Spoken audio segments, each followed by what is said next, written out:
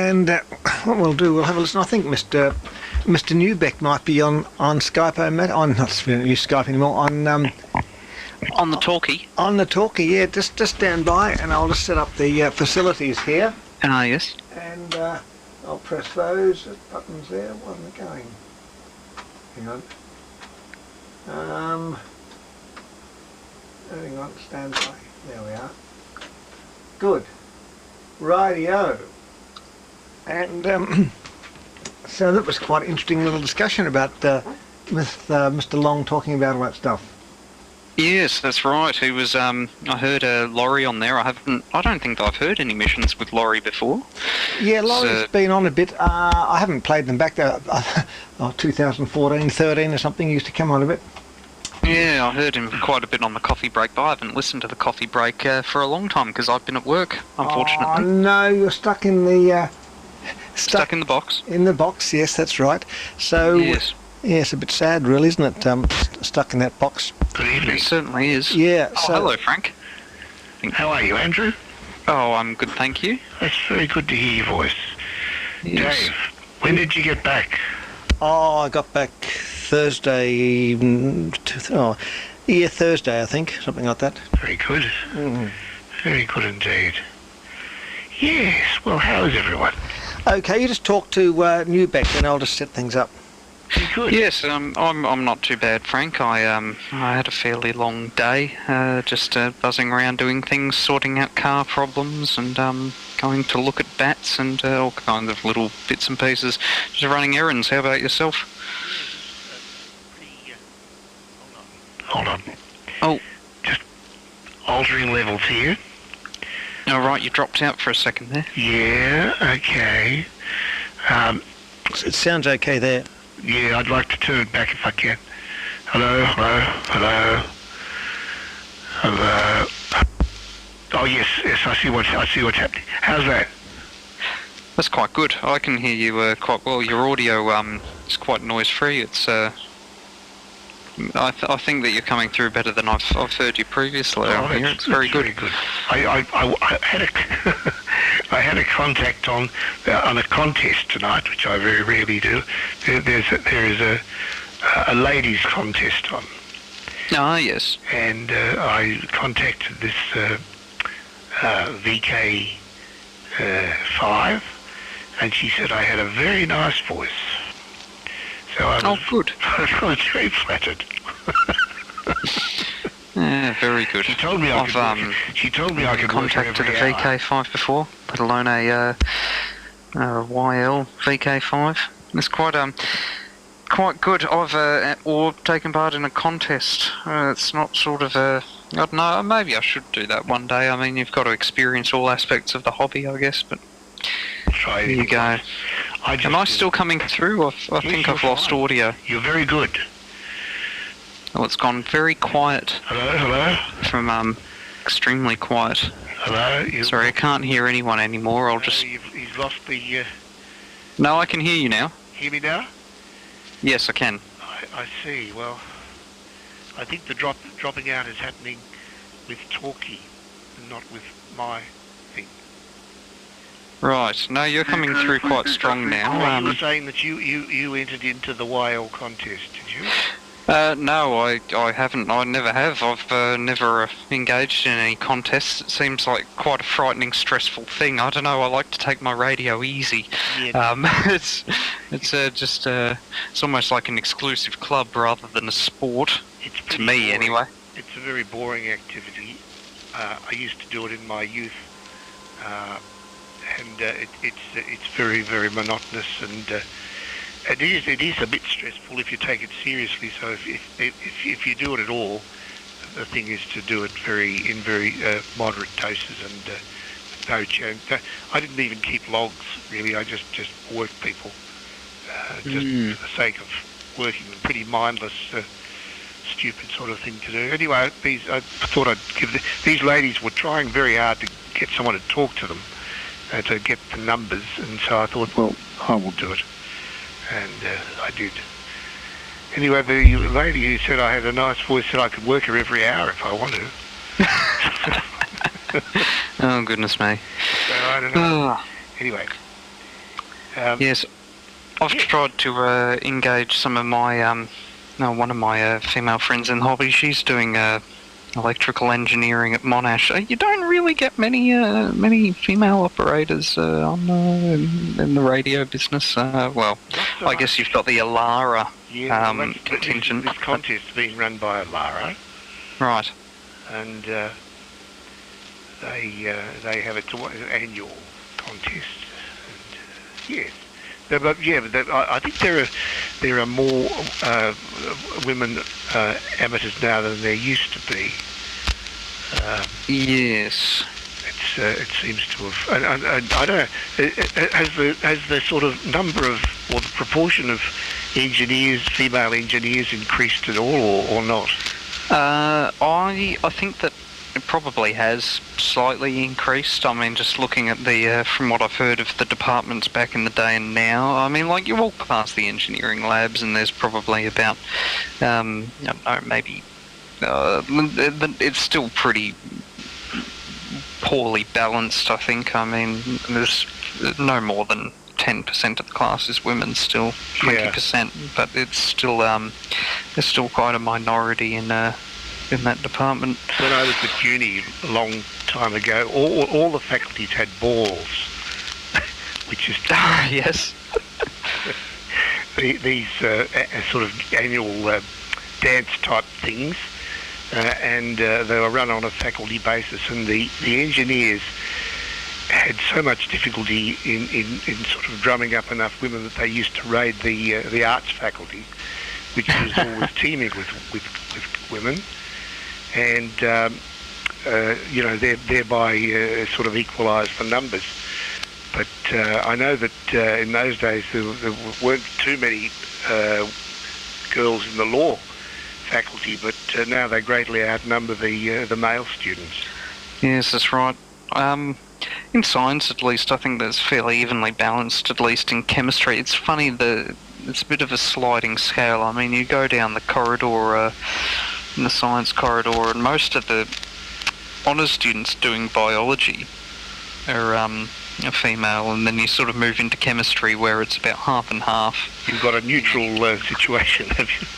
Neutral. That's right. Yes. And in physics, it sort of goes the other way. It's a bit of an interesting thing, but I think Monash is trying to even up the numbers at the moment in various initiatives. Which is all good. It is. It is very good. Now, chemistry, it was very strange going into chemistry because, I don't know, I sort of expected a lot of I guess you could say nerdy people in there, a lot of people who were a bit, technical, technically minded, but no, actually, there didn't seem to be many technical people at all in chemistry. They all seemed to, I don't know, go off and play sports on the weekend or have no sort of inclination towards the technical aspects of the discipline. I think that's just a trend in the science, unfortunately. It's all becoming black boxified to the maximal extent that you can, I guess. In physics, it's a bit hard to do where you have to build everything, but chemistry, you can just get it off a shelf. Yeah. It's very interesting. When I started, I actually wanted to do science, and I couldn't because they couldn't design the prac work apparatus for me, so I had to do something else. But I would have done it if I could have. I haven't any regrets because what I did served me well. But at the same time, I still think I think science is probably my main interest in a general sense. Including electronics and radio and synthesizers and everything technical. Yeah, it's I mean, it's a good discipline to be in. It's not I guess, overly technical in the way that engineering is. It's sort of you can find your niche and sit in it. Unfortunately, I think with it, in terms of the job prospects of it, it sort of goes hand in hand with industry. Yes. So if your industry's not doing too well, then generally your scientists in general terms are having a hard time being employed. Sure. Unless you go straight into research into the unis, but the uni system is it's getting a little bit Fraud. Corporatised Yes, in various ways. Not that there's much wrong with that, but it sort of makes you compromise in certain areas, and it's all anyway. Yes. Better not get too political in this discussion. No, and some of the areas that have been compromised are raising concerns among some people. But as you say, we better not get too political. Yes. Because we don't want it to incur anybody's wrath or make anybody feel unhappy. Good evening to the listeners, if we have any. Yes, good evening, listeners, on the streaming service and on. That's funny. I just, as I came up, as Dave invited me to come up, I was typing out a post on the 160 metre missions Facebook page. Oh, good. To tell everybody to listen on 2 metres, 160 metres, and 80 metres. What frequency are we on tonight, Dave? On 80 metres? The normal one, 3670. Oh, 3670. Okay, well, I'll put that in so that everybody can find where to listen. And of course, last week there was no space in the band. Now I think there's only another station on. Is Up there? to myself. Yes. Oh, right. There's- Yes, that's right. The contest. I think the contest people have gone to bed, or I don't know. I listened in before I came up here, and I couldn't hear any. I think they just use their rigs once or twice a year for contests, then fold them up again. That is it. Yes. It's a very useful way to use their licence. Well, Certainly get their $53 worth a year. Or... Yes. Well, they call a lot. yeah, See, QXD or whatever it's called. they do. Certainly, yes. They did the WIA news on was it last Sunday? I think they prepared the news service. The various ladies read it out quite well, very well. Right. Yeah. Yes. So they still have Very that. good. They still have the WIA news on the wireless. They have a national news, and the various states, I'm not sure that all of them, but nearly all of them at any rate, excluding VK3, nearly all the others have their own state WIA broadcasts. Certainly VK2 does, and VK5, and even VK1, I think, or they did when I was living in Canberra anyway. I haven't listened to the WIA news for a long time. I used to listen on Sunday mornings, of course, when it was a big thing to listen to. Oh, well, you had people, you knew people who were on the missions then. That's right, yes. Yes, Mr. Beck, Mr. Head, yes. That's right. It's very good indeed. And it's now prepared by a bloke in Queensland, or he reads it at any rate. And I think the activity, the preparation is centralised there. But the call sign used is VK1WI, being a national body, you see. Right, a VK1. Yeah, well, because of Canberra. That's right. Yeah. Notionally in Canberra. Yeah. Because the WIA has, as you would know, become a national body. A national body now. It is. Oh, that's right, didn't it? All reorged a while back. Yeah, a long time ago, a guy called Michael Owens was the yes, that's right. Yeah. leading light in doing that. Yeah. But he's an ex-ham now. Right. Has been for quite a long time, and it's being run by other people. But the state WIA organisations have nearly all kept their own entities. Right. And even though they're prepared, they've relinquished some of their powers to the national body. Some of them, are still quite active in their own right. Okay, so you've still got a local board. Yeah, like the VK3 WI, the VK3 division, I think has more money than the federal people, because they've got some very worthwhile property interests. I tell you, who was a big wheel in the Victorian division was John Adcock. I know. We'll see. I don't know what's happening anymore, because he used to talk about it on the coffee break. Yeah, that's and right. And now he's gone. I never hear about the controversies in the WIA anymore. No, it's a bit sad, isn't it? It certainly is. Yeah, much missed. Mr. Adcock, the adult cock. He used to have interesting talks to Tony. Well, he did a long time ago before he got too addled. Yes, that's right. No, he was very interesting. I used to have quite interesting talks to him too. No, he was fine. He certainly was. But it's just that, unfortunately, I think he got a bit carried away in the later years. Yes, just so he did. I think that people, when he used to come on, it's a bit sad. They treated him like a joke, really, didn't they? Yes, a bit like that. And they used to talk over him, and he'd be talking about something. Probably because what he was talking about, they had no concept of what he was talking about. That's right. They couldn't. There's a few levels of intelligence above him. I think that's right. But he didn't worry about that. No. Didn't stop him at all. But there was, as you say, there was not a dialogue really between people, was there? No, it wasn't. That's right.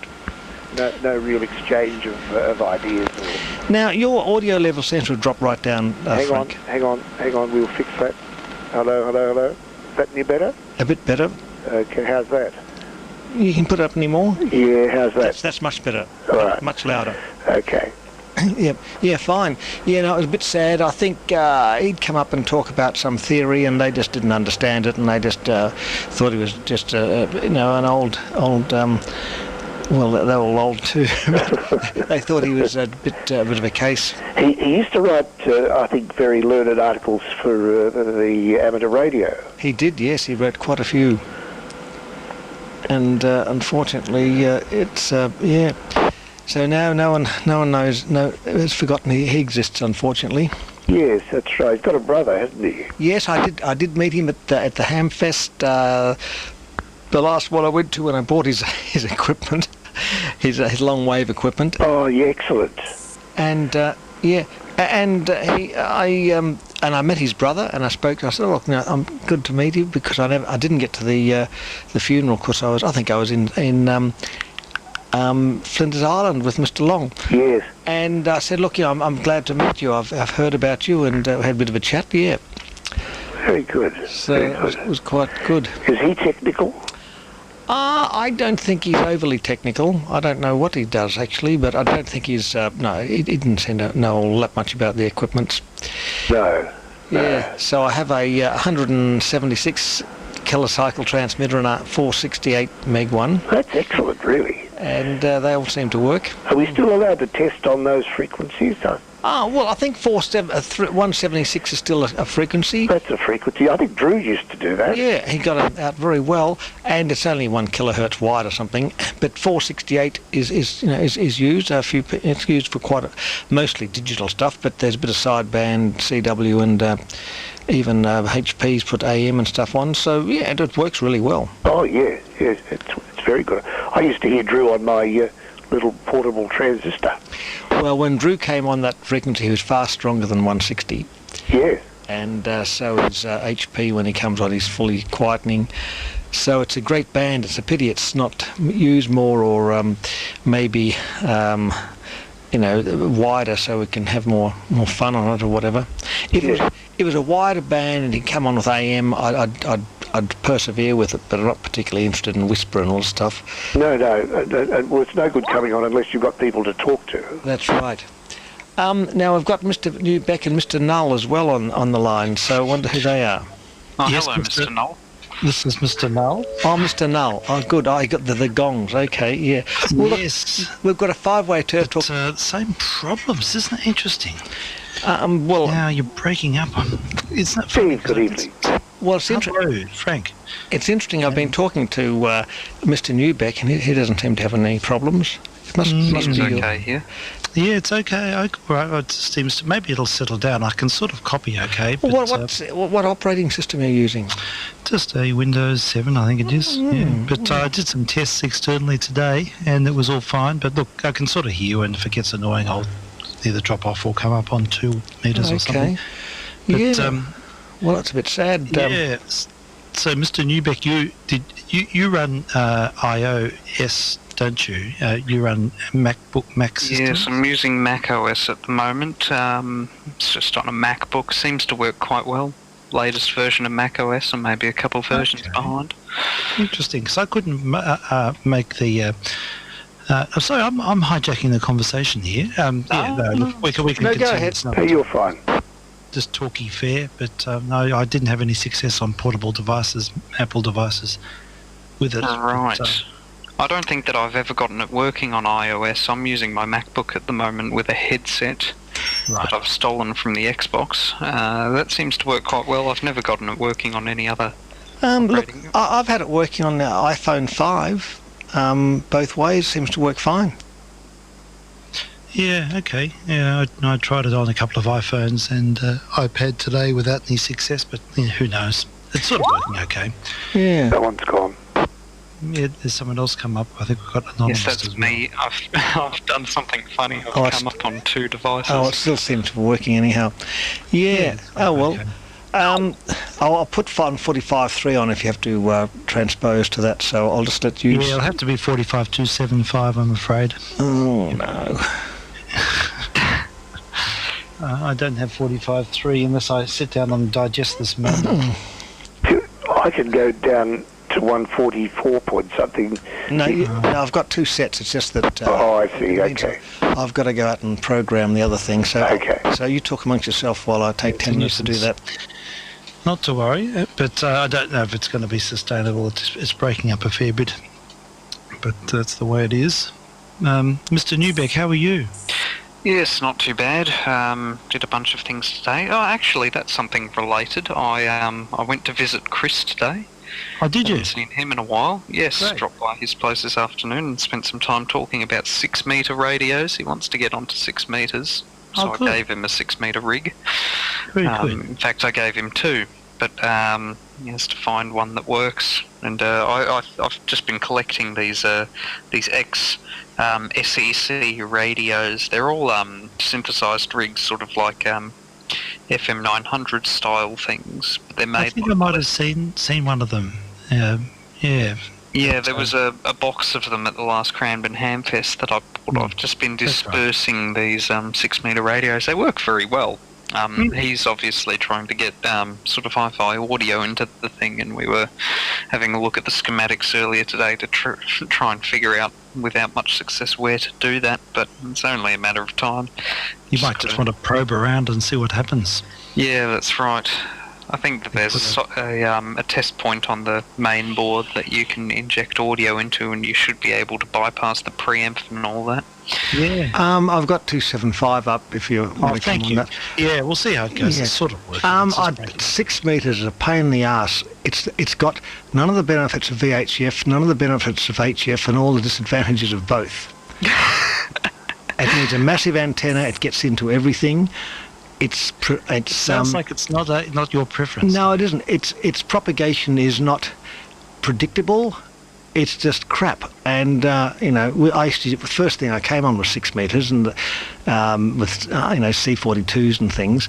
But That's it's right, they all converted, weren't they? yeah. I mean, you don't get that. With the higher frequencies, you get lots of gain with your antennas. You need a massive antenna. It's just some people love it because it was big when people, limited calls. They could come on with 6 metres and actually still get international contacts when the band was good. But it's like it's a bit like 27 megs. It's really a local frequency, local band, but it does work overseas sometimes, and it's just I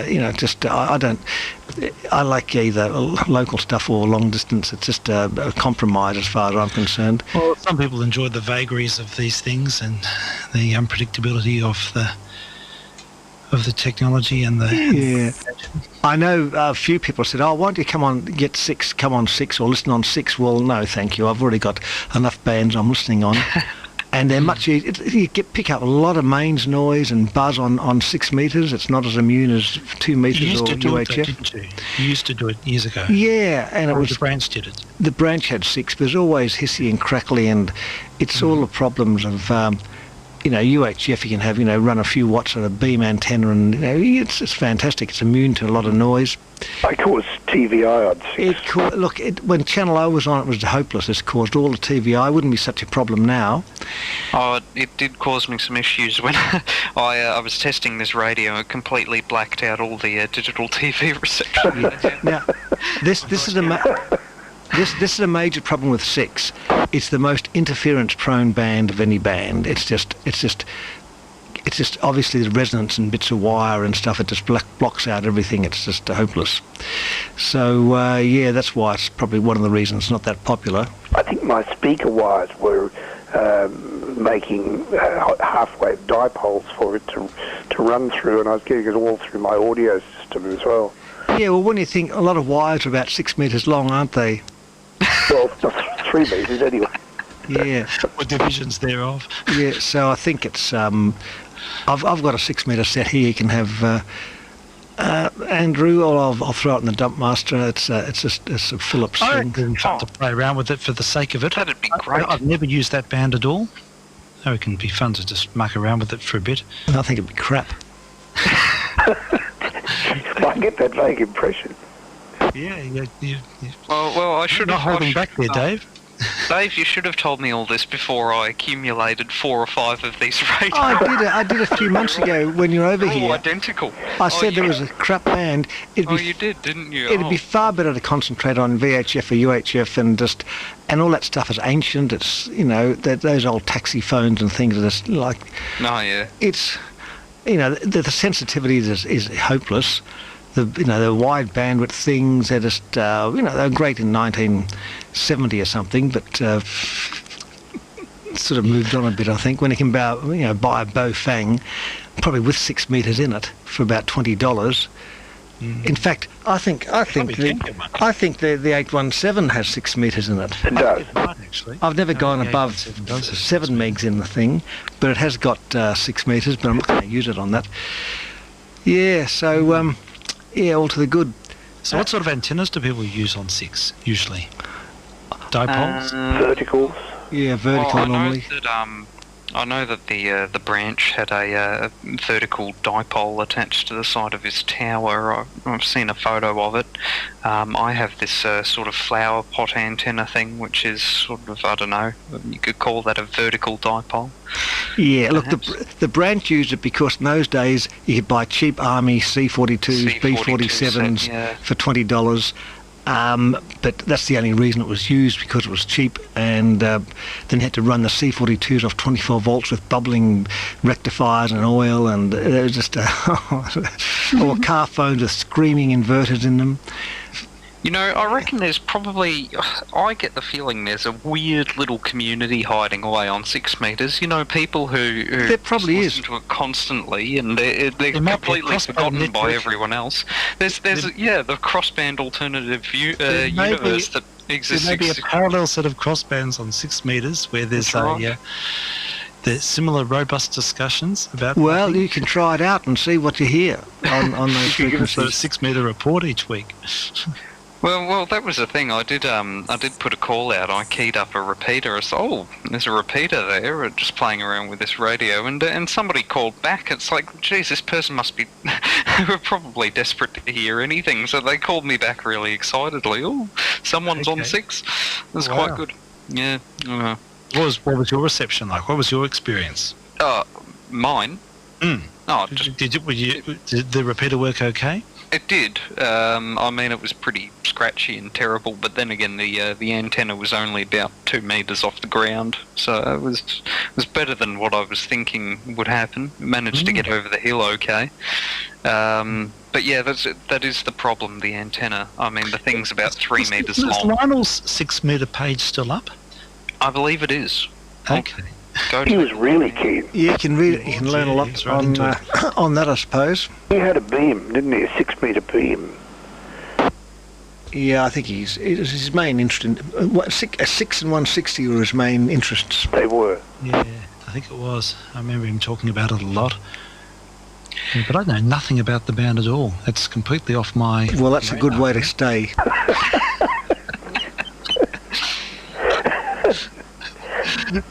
Yeah, pack no punches.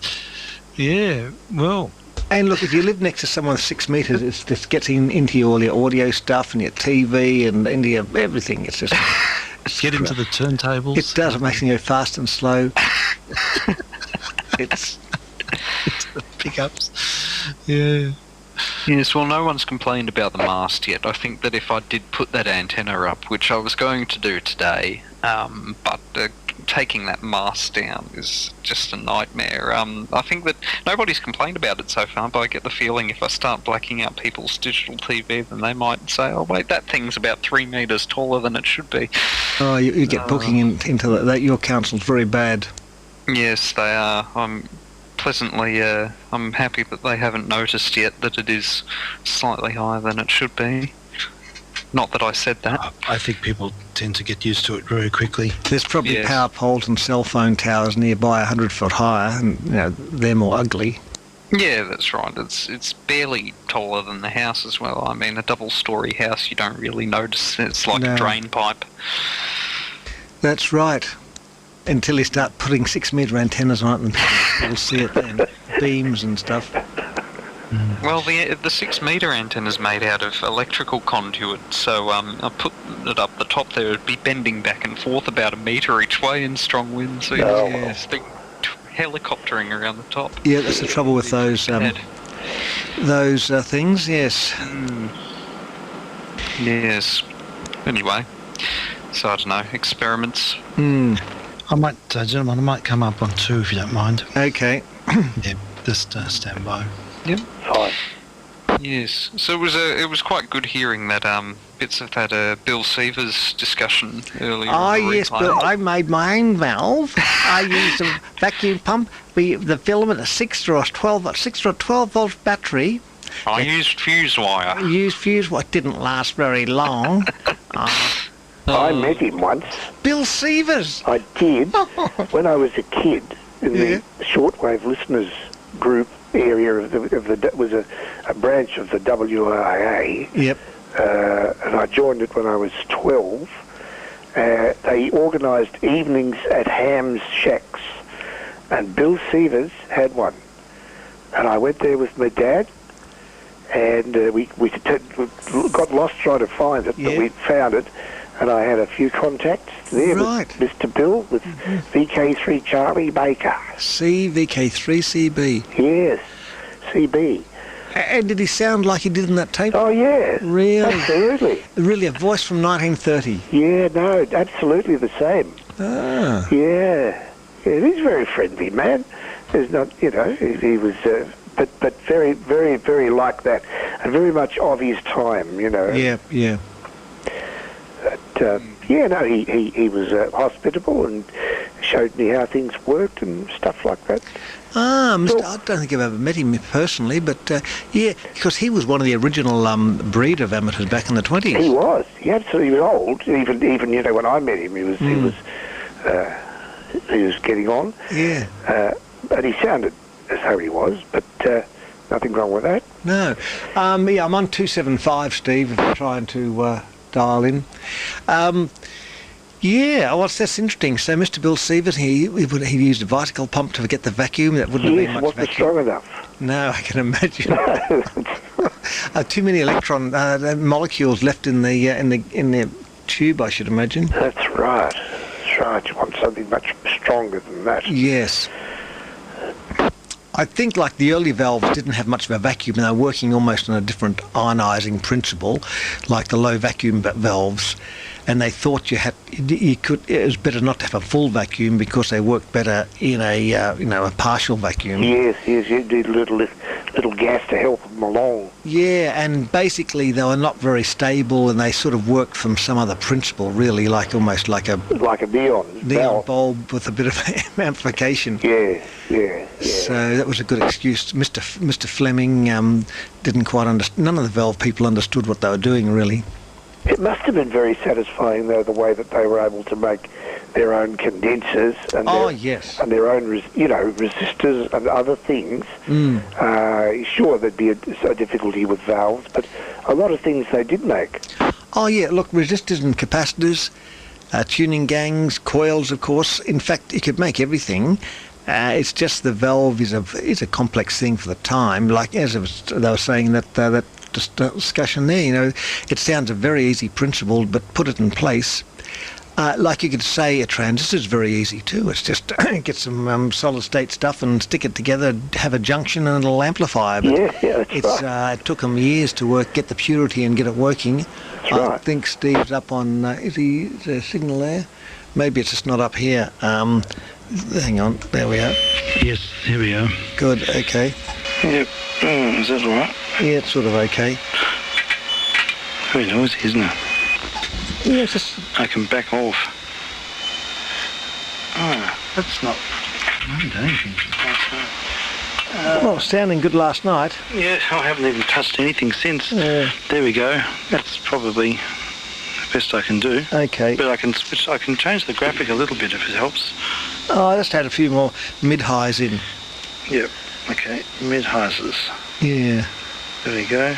Is that 100 watts, Steve? Yeah, that's 30 or something from Chris's rig. All Yeah, right. yeah, that'd be okay. The quality last night on both channels, as I said, was fantastic. It was, absolutely. 160 good. sounded fantastic. So what do you think, was it a heat problem, do you think, with 160? Yes, I think it was. I'm not quite sure what's going on there, but again, I hadn't done anything. There was nothing different. I think maybe the ambient room temperature was a bit higher, and Yep. that contributed to the state of affairs. I'm not sure. But, Well, yeah, if you're going to use it in the summer, you'll have to do yeah, something. I'm going to have to do something. I was looking into those little... You can get these panels that are cold on one side and hot on the other side. Oh, yes. And these sort of little refrigeration panels, they draw a fair bit of current. And I can't remember what they call them. But you can use them in conjunction with fans, and it's a way to sort of work in a limited space and create a cooler zone. Are they very expensive, Steve? They are a bit, well, not terribly expensive, but they're only about 2 inches square, I think, or a bit more, maybe 3 inches square. And What sort of temperature differential do you get? Oh, it's significant. I can't remember exactly. No. But it's significant. I looked at the specs and I thought, oh, this should do. But you have to keep it's a relative state, so you have the hot plate, you have to cool that with a fan as well. What's the principle of operation? I'm not sure, it's chemical, I think. Oh, really? Yeah, I think so. And so you use a 12-volt 5-amp source. To polarise it? Yes, it seems to be. And one plate gets you can almost freeze things on it. People use them to cool drinks and stuff. Right. And in like mini fridges and drink coolers and accessories. Oh, okay. So, yeah, I mean, they hold some prospect. I need to resolve it because I can't have the thing scaling back all the time. So obviously the thermal thing's kicking in. Have you still got that Viking amp? Yes, I do, actually. You could convert that into a nice 160 metre amp and just send FM through it. Well, that's a thought, but there's not much room inside to add extra inductors and things. Oh, I'm sure you could do it easily enough. You reckon? Yeah. I'm just a bit scared of that amp. I'm scared of it too, but I was thinking I should probably just try and swap it for something else that's more practical. you could buy, swap it for one of those, Yaesu amps or something, 400 watt amps. Yeah, maybe something like that could do. Yeah, just run a Class C with Yeah. with FM. Or even running Class A on 100 watts, no worries, those things. Yeah. So that's a thought. No, I'm sure there are different ways to come about things, but yes, it does seem like the thermal cutoff does kick in a bit. Well, if you a can bit readily, maybe. buy a signal generator at Hamfest and Yeah. use one of these Codan That's what I think I'll modules, do. I think then it popped, it doesn't matter. Yes, I think that's a more robust way to do things. And now there was at the Werribee Hamfest there was a whole stack of Codan power supplies Yeah, for about $40 each. that'd be good. And I think they can run 20 amps continuous, I think, those power Yeah, they're supplies. pretty bulletproof. Yeah, so I found the fellow's number. I took his number at the time and I contacted him, and they're available, so maybe I should get one of those. Yeah, right. Where's he live? Oh, out at Werribee somewhere. Oh, that's not too far. They're sort of rack-mounted Codan things. Oh, right, Rackman. Oh, right. So, yes, that could be good. And so maybe that's one way around things. And then, yes, use the signal generator and one of the plenty of Codans here. So that Well, would you've be- got a whole lot you can just pop. Yeah, if one pops, put another one in. Yeah. And then I could locate them a little way away from this area, and then use the Kenwood just as a backup. Yep, that'd be a good idea. That's the way I think I'll go in the future for FM missions. But so yeah, what's the when you're away? Was that fairly solid copy? Was it at distance? Well, the FM was pretty bloody good. Right. It was. Look. The trouble is, last night when you're running the full power, I had to look around the SDRs, and I put 100 watts on 1843, so I could compare the carriers. Yep. And I think I saw it up there. Yeah. Yeah. And what happens is, obviously, I'm about the same strength as you. You're a bit stronger at the local ones because you're closer. Yes. Once you get out of town, like I'm 15, 20 dB stronger. Yep. So you fade below that FM threshold a lot faster than I do. So I think it's mainly a field strength problem. Yes. On FM, it just breaks when it goes below a certain thing. Yes, I think that's one of the issues. But listening to you from Parachilna, the Choo Choo Chan was coming through fine. Okay. And on the Codan, which is AM on 1865, so that's why I chose 1868. Yeah. And it just sounded like... It sits within the threshold nicely for AM. Sounded fine. Okay. And very loud, just super loud. Even when distorted, it was super loud. Right. So yeah, it was very impressive. Okay, yeah. I suppose there's so many vagaries, conditions, and as we've said before, I do have an inverted L, and that would inherently cause phase problems by just having the antenna system that I have. So it's never going to be as robust as yours with a strong vertical. Well, you need to put up a big pole. Yes, that would be the way to do it. But at the moment, I'm probably haven't got a lot of extra resources and time. But look, it's for local coverage. I think that seems to be upholding. Peltier, 15 degree max difference, hot to cold. Okay. Someone sent a message on the text thanks for line. that. Thank you. Peltiers, that's what they're called. Peltiers, never heard of them. Yeah, I did. I just did a bit of research. So you can make a little fridge or air conditioner out of them. You can. 15 degrees. I thought it was something 20 or something. Yeah. Okay. Well, You say they draw a fair bit of current, Steve? They seem to. Yeah, they draw. I think they're about 400 watts a panel or something. Wow. Yeah, but. That's a lot. No, not 400. What am I saying? No, it's not that much. But they get 100 watts out, yes. You know, they draw a fair bit of current. Sure. So. What, do they run on 12 volts? Yes, 12 volts, but I'd have to have its own dedicated. People use computer power supplies for them. Oh, do they? Yeah. Switch mode. So, I mean, that would be a way around things potentially. Yeah, but sure. What I might do, I'll just install another fan and try it next time, and if that still doesn't work, then I'll go down this Peltier road. How do you spell it? Peltier.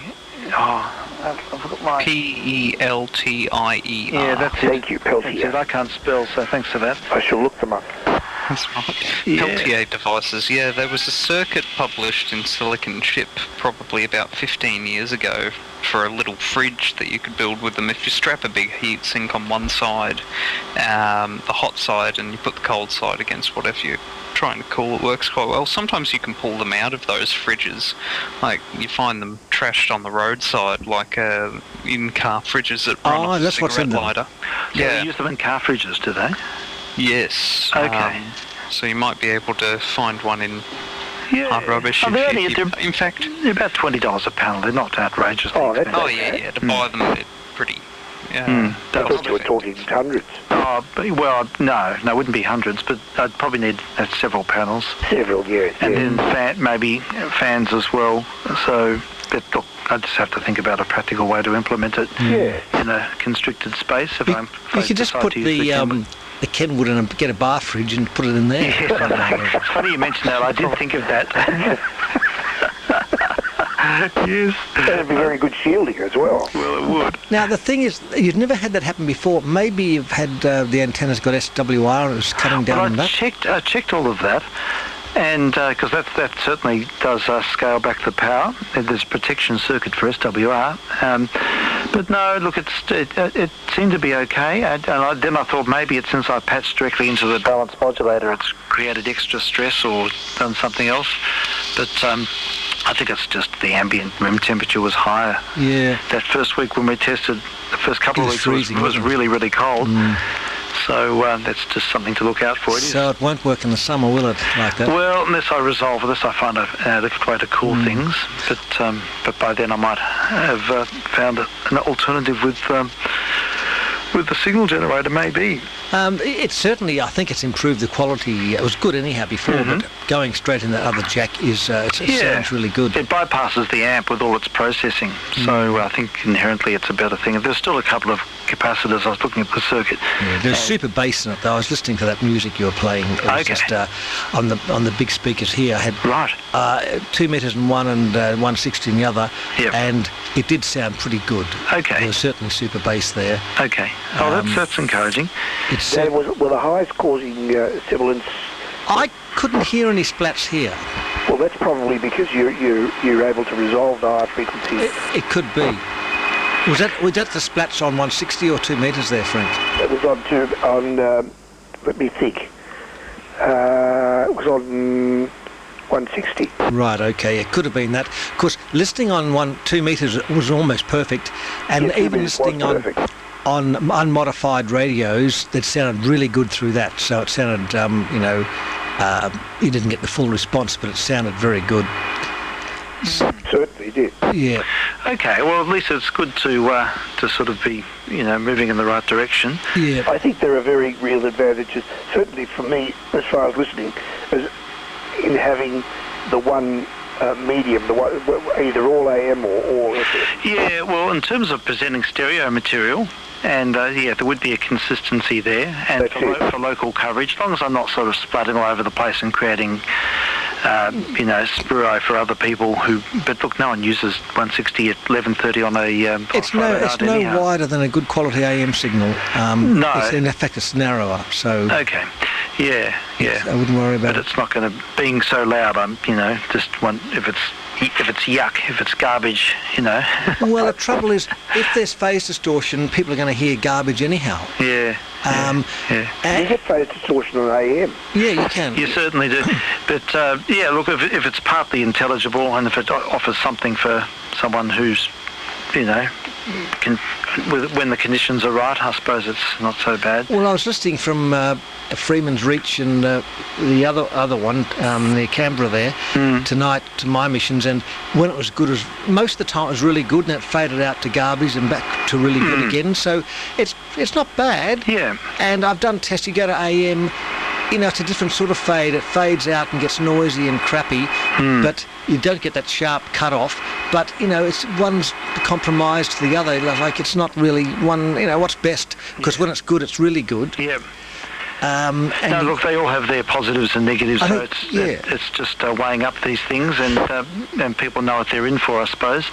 The other thing is that I couldn't get over how good it sounded on Slope Detect, because I was sent that file from Mr. F, and it's pretty impressive. Well, listening on various radios last night here on Slope Detect, the quality, I think, is better than AM. You get better frequency response, and it's when it's weak, it's not so good. But at a reasonable strength, I think it tunes in better than AM.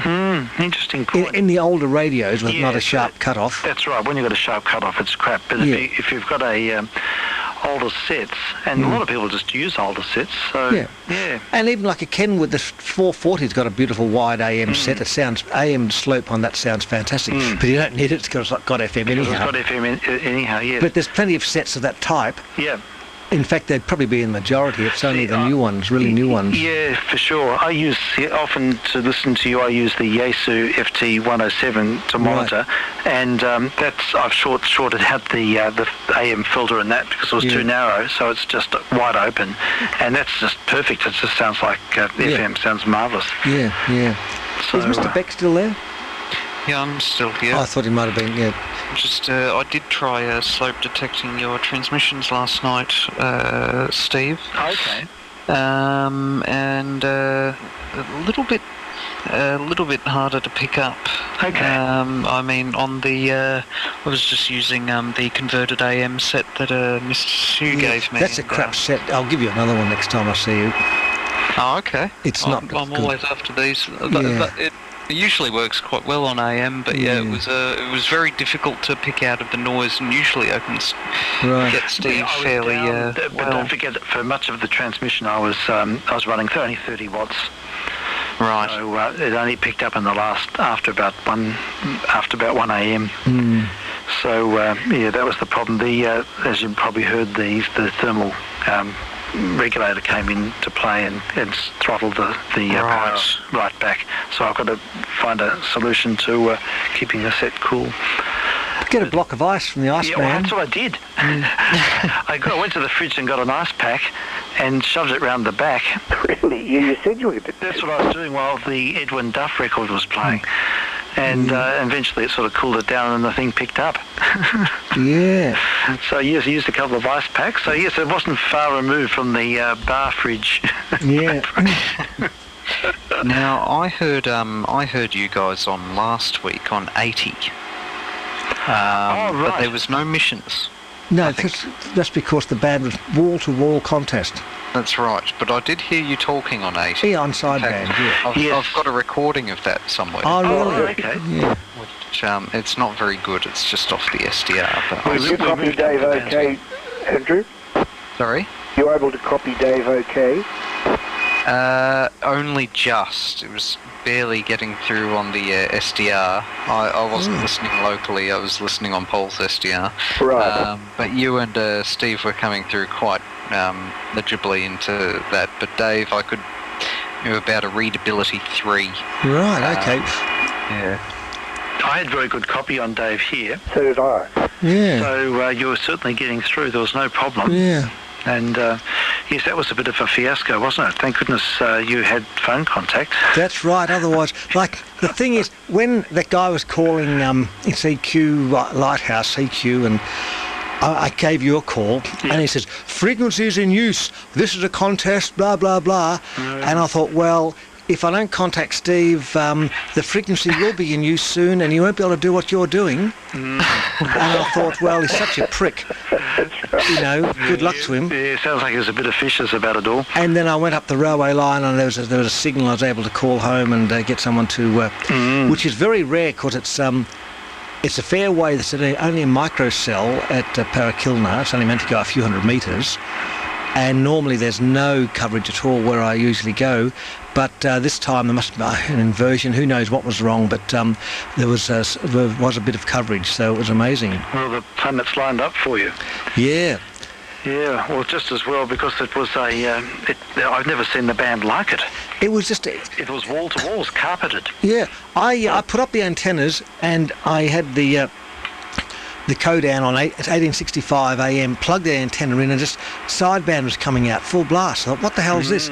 Then I got the other set, and just all the bands was full of this crap. There were actually 2 contests on at the one time. There was the RD Remembrance Day contest, which was the cause of 90-odd% of the stations, and then there was the Lighthouse contest.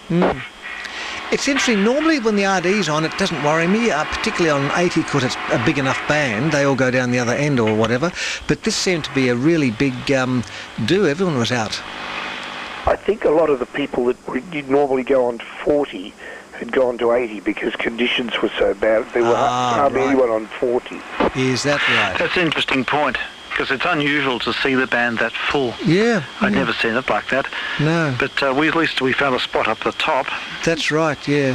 But no, look, it was very successful. Good contact. Certainly was. There was no problem at all. Yeah. The only thing I didn't get to try out, 9DI. Well, look, with SDRs you don't need to, you just dial up and have a listen. I know, but there's something about using 9DI. Yeah. And when there's an Outback respondent, I can use it. I can listen back on LSB now because I put a patch in for a receiver. So that's a good idea. So it's much better. But it's fun to use. Yeah, because Sangens and things are so cheap now. You can just have one. You don't ever need to worry about any of the receivers in those rigs anymore. Yeah, just the emitters. Yep. So 90% of it's just crap. You're just taking. Exactly. Most of the boxes just. You're just using 2 valves. Yeah. That's right.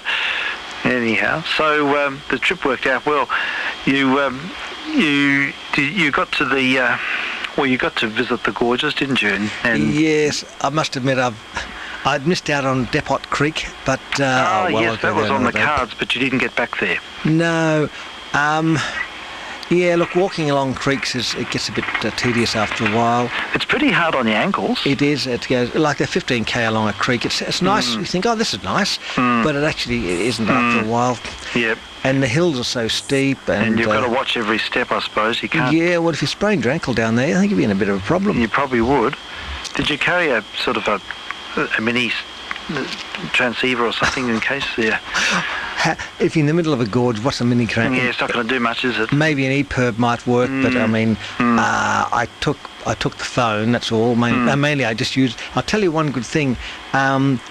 Using it as a GPS, so you can, if you're walking off track, to actually know you actually where you should be. It adds confidence. Because sometimes, particularly at night, you think, well, am I going the right direction? And you think, if I don't waste energy going up this way when I'm up the wrong way, but you can tell instantly on the little thing. So you have to cache the map in the memory, so you've got a map. Otherwise you've got no reception. The dot just is meaningless. Yep. But you can see all the little. It's amazing. All the little tracks and things are marked on Google Maps, even the really minor ones. And you can just you can tell where you are, which is really great. That is good. And you had enough memory in your phone to meet your needs for I clear the cache, then just store the in large detail the area I was going to walk in. So I meant battery life. You had enough. I had the battery, and I also took a battery bank. Oh, good on you. Yeah, that's a good idea. But I didn't need to go. I didn't seem to use that much power because I wasn't making any calls, I suppose. That's right. And you can use low light, and it saves a lot of battery anyhow. Yeah, that's right. So I did try it with the older phone and with a tablet and all this. It wasn't quite as useful, but this seemed to work really well. And no, look, it's really great. And you can tell exactly where you are, and if you get lost, you've got the coordinates. Go on. I used to just take the old Garmin, and of course, if you got lost, you had to look at. You could tell where you were in lat and long.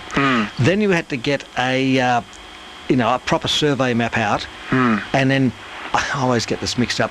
Transfer the lat and longs onto the map and work out where you are. And of course, the map's in WG50, not WG40, and they've got to set up the thing. They're all. It's not that easy navigation. They've all got different things, and you'd always, by the time you looked at the map, it just sort of took so long. Yeah, it just shows how far we've gone in such a short time. I know. When we think Garmin's was the ant's pants only a decade ago. Exactly, and now it's all the maps there on the screen. Yes, it's so easy. It's never been easier. It's all there in front of you. That's why the Pokemon Go craze. Did you find any Pokemons out there? No Pokemons. Yeah. But see, the trouble is people do that and they lose their phone, or it breaks, or they've run out of batteries in their stuff. They've got no compass, or they can't look at the star. They don't know where they are. They've just got no clue. So what was the conservation park that you started from? That was just outside Corn, wasn't it? Yeah, Dutchman Stern. Was it? Yeah, Dutchman Stern, that's right. It's quite nice, a little shed you can stay in, shearing shed. I did look it up, and it looks like there's a homestead and a shed. And okay. Yeah, you can rent the homestead, but the shed's available for free just for walkers. It's a couple of 100 kilometres down from the homestead, but no one was in the whole place. Right. And they had little kangaroos in the paddock outside, and it had electricity, an electric jug, and Gosh, okay, it's all very civilised. It's very civilised, yes. Gosh, okay. So Dustman Stern, is that Corn or Hawker? Quorn. Quorn, yeah. Yeah, it's about 10 miles up from Quorn. So we must have walked a lot, because our dining room table came from Quorn. Really? Oh, it's a lovely little town. Well, it's not hot. Yes, it was in a guy's backyard, and he sort of nearly gave it to us, and we were doing a walk there, and we really liked the table because it was just enormous, and one single piece of cedar, and we organised to have the thing shipped back. Really? And then we put it in storage for over 10 years before we had a family. So yes, our table came from Corn. That one in the main room? Yeah, the huge big old cedar table. That's from Corn? Came from Corn. Oh, wow. And an old fellow's backyard, and I knew it was special because it was a single piece of cedar. It had no joint in it. and the table's is at 1.5 metres wide. Would have been a shame not to use it for something like that, wouldn't it? Well, it's unusual. It's a really unusual table, and it's very old. It's about 1860, and we just thought somehow, some reason we thought we wanted to have it, so we organised to have it shipped back. Oh, that's But that was amazing. Corn. But yes, so Dutchman's Dutchman Stern. and then you walked in from there. Yeah, walked in there one way and then walked out, then walked back up to, then went to Warren Gorge and walked up the roads, private roads to the gorge and the Depot Creek, and walked along that. So, but the roads are really steep. They're like just very basic bulldoze 4-wheel drive tracks from 50 years ago, and they just go up, like it's just incredibly steep. And Do you think is there going any down's harder. Is there any evidence they use them? Or? They do. In fact, you can pay the station people and wreck your car and drive on them if you want to. Oh, right. But they are just so steep, they'd be no fun. They're just like, you'd be scared. Like it's scary walking down them. You feel you're going to slide down. It's, pretty rough. So it's real sawtooth country, isn't it? Yes, it is. And you've got like mini ranges with a trough in between, and then you've got another corrugate, like macro corrugations. It is like that, but up there's like little mini high plains and things. Like you can see in the good seasons why they decided to use it, and they've built fences right up cliffs and things. I mean, all the work done to, they obviously thought it was good productive land, but it isn't. It should be, just put back to nature. It's very marginal. Okay. Except when the rains. Fair enough. No hippie bushwalkers. No, I didn't see anybody anywhere on my walks. Okay. No, nobody. Really solitary. Yes, that's right. Yeah, well, you had your usual spot at Chilna. Yeah, had more my little usual spots. I did go to a few extra spots. And I came back Wilpena East, Martin's Well, down to Yunta, then across that country between, say, Flinders Ranges and Broken Hill, between the Broken Hill Adelaide Road, the Barrier Highway, and the Renmark Road, that is really outback country in there. It's not that far away, but it's... Okay, so if you wanted an outback experience... Oh, look, I came back through there. I didn't see one car as I was driving along. It's just station tracks, and the roads still go through people's backyards with their washing up and stuff like that. Is that right? And it's this old-fashioned sheep station country, and... They're public roads? Yeah, they're public roads. They link the stations, but they're public. They're paid for by the public. You've got every right to go on them. Yeah. And it's... Gosh, and you just didn't see anybody. It's just really... Nobody. You can just camp anywhere. It's just you go through saltbush, mallee country, that native pine tree country. The casuarinas. Yep, it's really fascinating. Red earth. It's a bit of it's the conservation park up near the border, but most of it's just station country, and there's old single line telephone wires still everywhere. Really, golly. It's a fascinating area. It sounds interesting. And people drive across the country to get to places nowhere near as remote as that. Yeah. And it's really just a day's drive away. Okay, that's quite fascinating. So that's between Flinders Ranges and Broken Hill, that Renmark area. Yeah, north of Renmark Morgan. Yep. Up between that and the Barrier Highway. Okay. Yeah, good.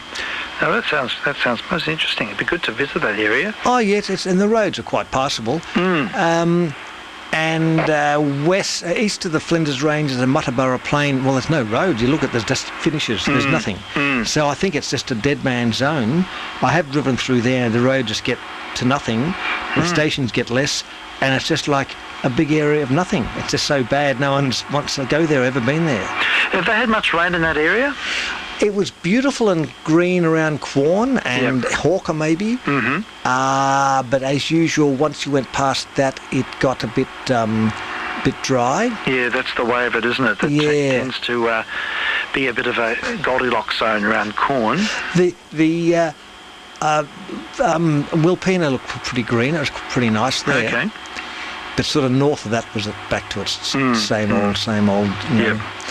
And There hasn't been any floods or anything for a while, has there? no, there didn't seem to be floods. I'm just going to get a drink. Okay. Yeah, so anyway, that was quite interesting. In fact, the country would be good for a de-expedition. Well, actually, just the big desert's pretty good too. That's I stayed there the last night in the usual spot, the trig point. Yeah. And that's a good. You're 50 miles away from any power line there. And it's only a day's drive, Yes, that's 5 hours away. Yes, so last time we went to Adelaide, I convinced the family to stay in the little desert. Yeah, And we just camped off the side of the road, and it's pretty good. it's pretty good. It was great. I fired up 80 metres, I think, and made quite a few contacts, and I think I probably spoke to you and others, but it was as quiet as it could ever be. Yeah. So that was most interesting. But that's nothing country too. It is. It's amazing. It's good it still stayed there. 'Cause I think Henry Bolte wanted to pull it down and make farms or something there. Yes, I think there's always pressure on these sort of natural oases. But yes, but I've never been to the big desert before. No, well, you can go from drive between Mill and Murrayville. Sunset country. Yeah, well, Sunset's the one further north between Underbool and Mildura, I suppose. Or that up that. But there's two. There's three blocks. There's a Sunset country, big desert, little desert. Yep. And once they're all combined, it was a 100-mile desert. It was called. Okay. So when he went from Adelaide to Melbourne, he had to cross this 100-mile desert. But it's sort of been broken up. It's been eroded. Yeah, that's right. Yeah. But it's still fairly big bits. It takes an hour, to drive across the big desert, and it's going up and down sand dunes and things. And it's, I think, well, it's pretty good. And the bush is it's mallee-ish. It's got little bushes. It's like there's tons of different types of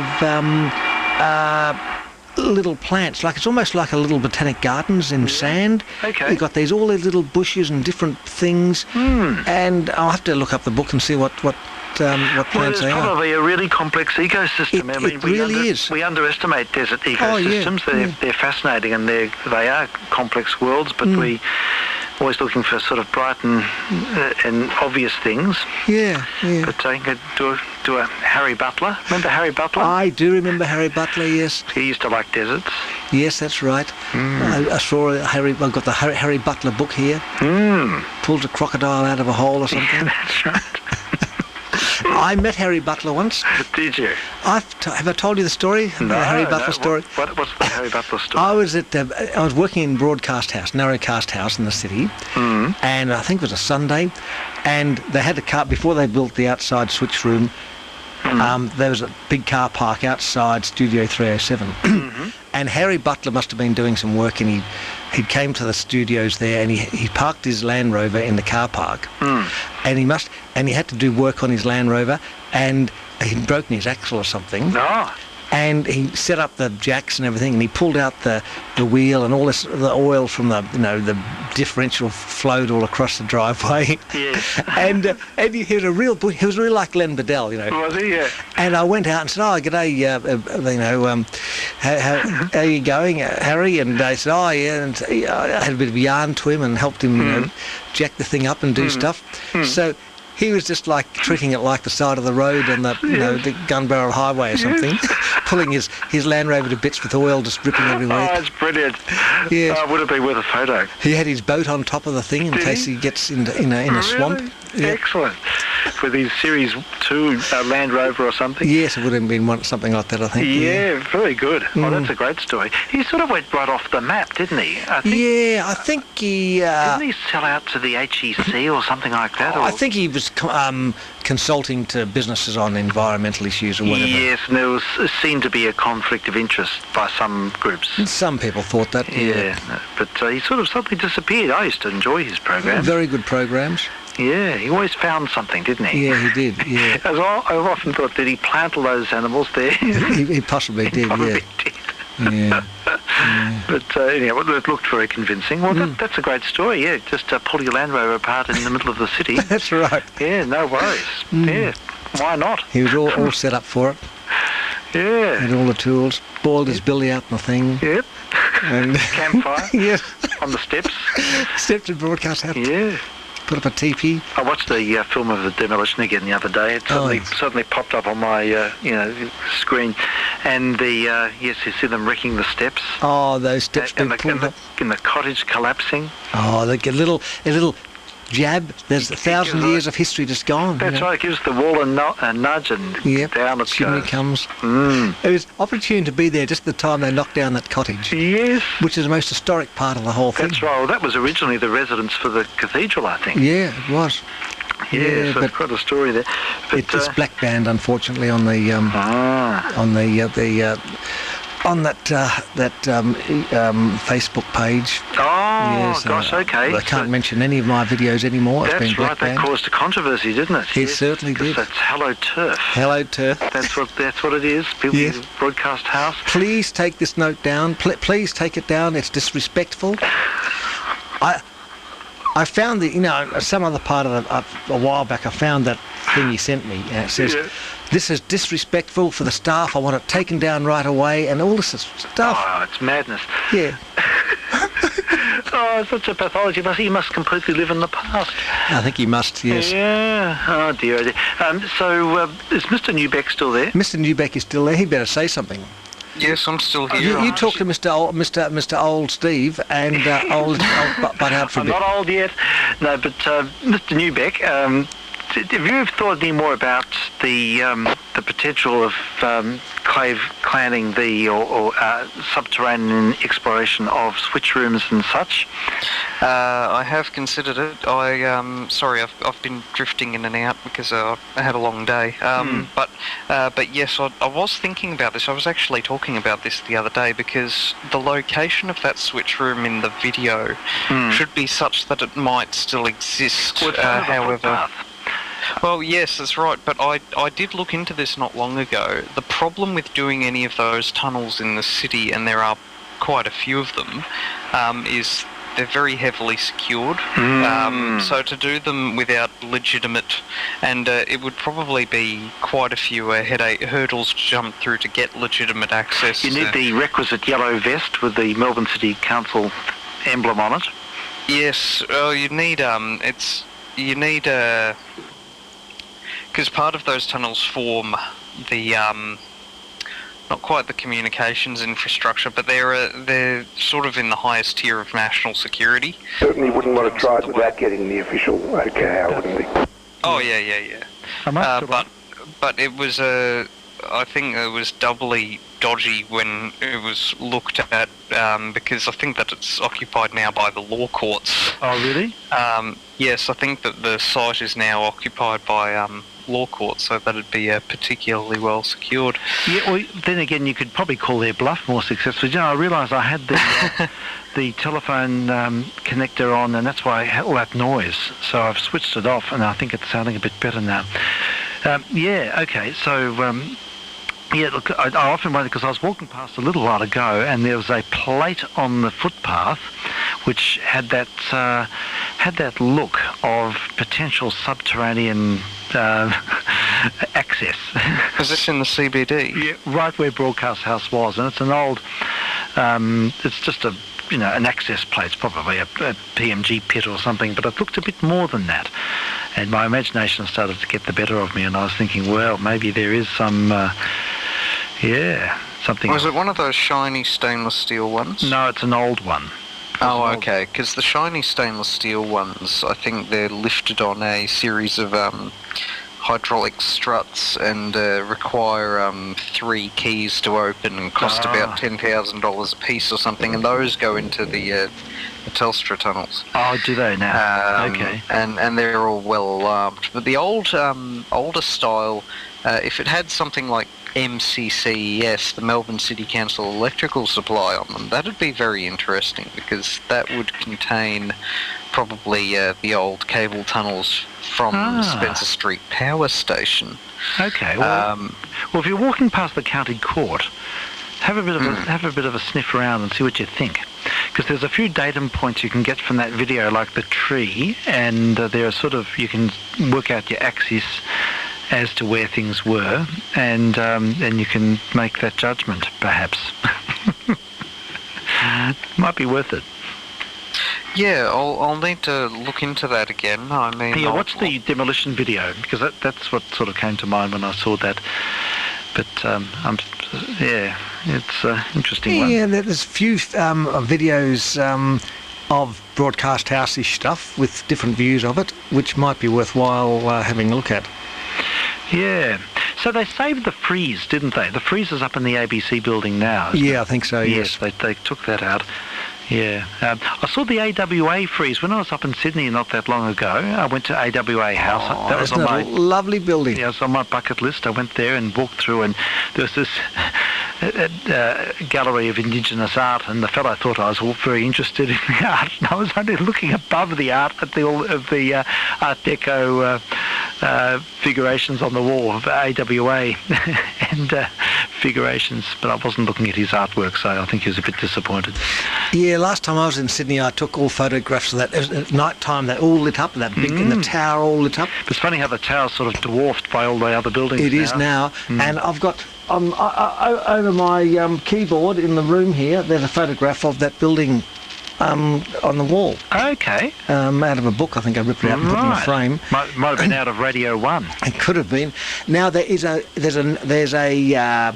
Australian movie tone news thing, and it's about them building the top hat on that building. Oh, is that right? And it goes, "These brave men, 50,000 feet above Sydney, are installing a top hat on the AWA antenna," and all this sort of stuff. Okay. And there's these men in suits and ties, and and bush hats. Yeah, you said that very convincingly. Yeah, they're building it, and they've got to climb up, and they're walking around on this thing.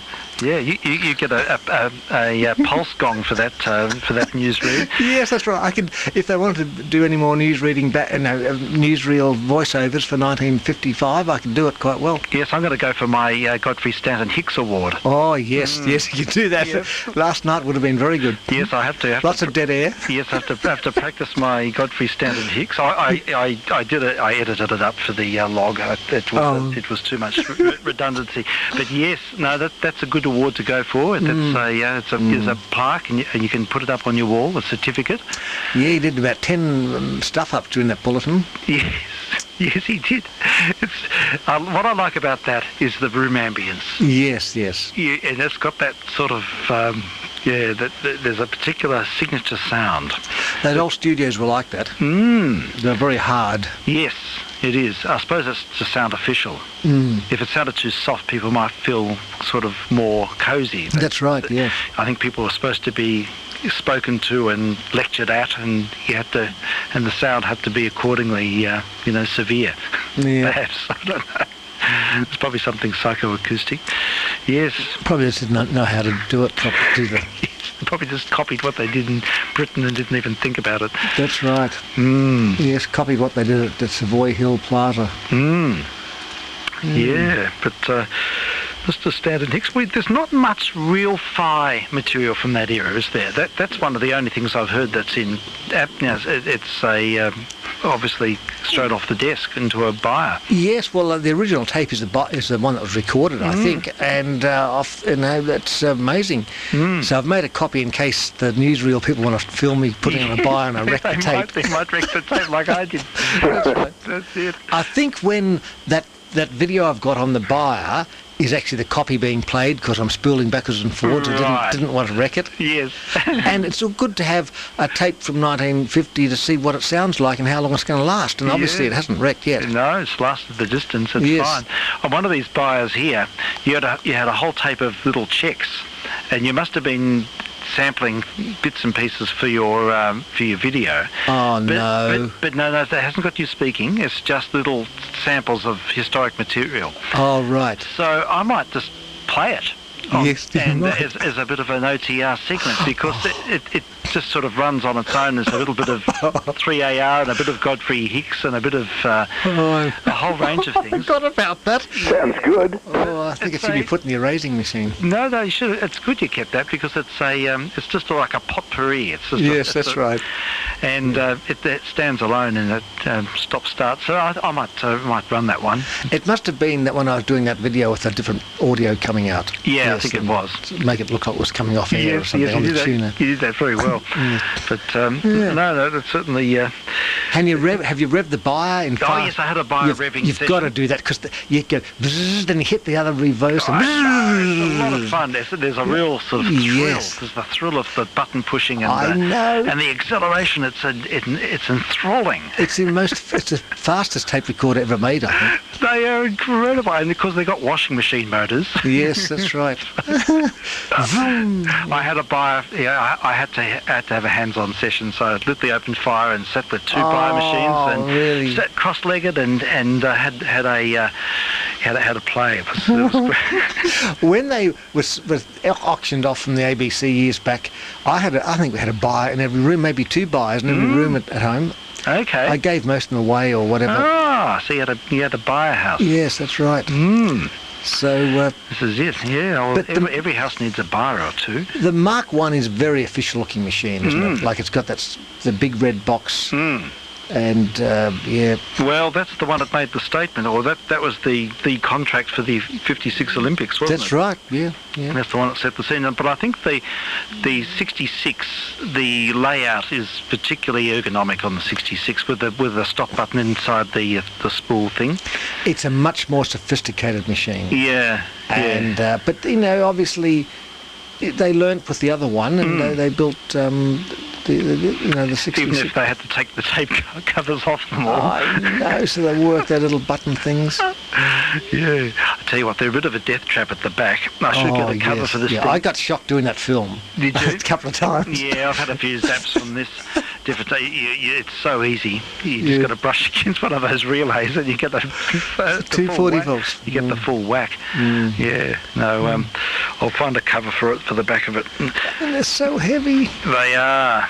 That's right. You end up looking like a gorilla because your arms are so long. So I'll have to do some more videos of stuff, then throw it away in the dump master, or give it to Mr. Newbeck or something. I did the BAC 1 panel and gave him that. That's right. So yes, you record them for art and then dispose. Yeah, record them in 4K, then you can throw them out. I've done the amenities sievers; they can go out.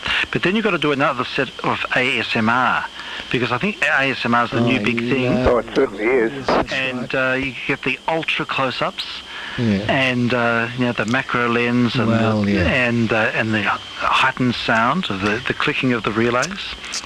I had this concept the other day. I thought that'd be a really good idea to establish a YouTube channel, which I'd call it Technical ASMR, and I'd have the full rig, and I'd just explain these old pieces of technology. I'd have the Bayer tape recorder out. I'd do a video like yours do, except I'd close mic everything and tap on it.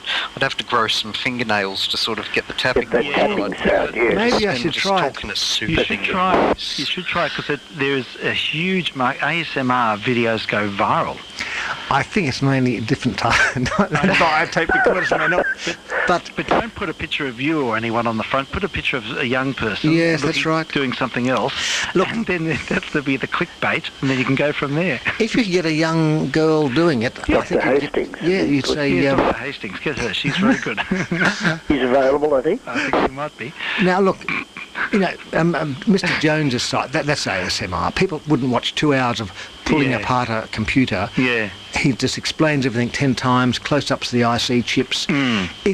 It's a nerd's ASMR. Yeah, it sort of is. Yeah. But you could get up very close and personal to old gear because there's a lot of geometry there and there's a lot of angles and interesting bits and mechanical. Well, let's look at, for instance, the servos in the Mark 1. There's all that interfacing. You could really do something with that. You certainly could. Have you patented this now, Mr. Newbeck? Have you?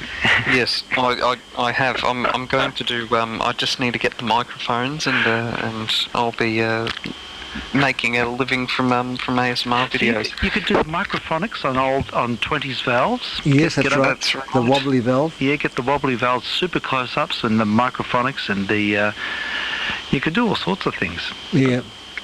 But I think that's the new wave.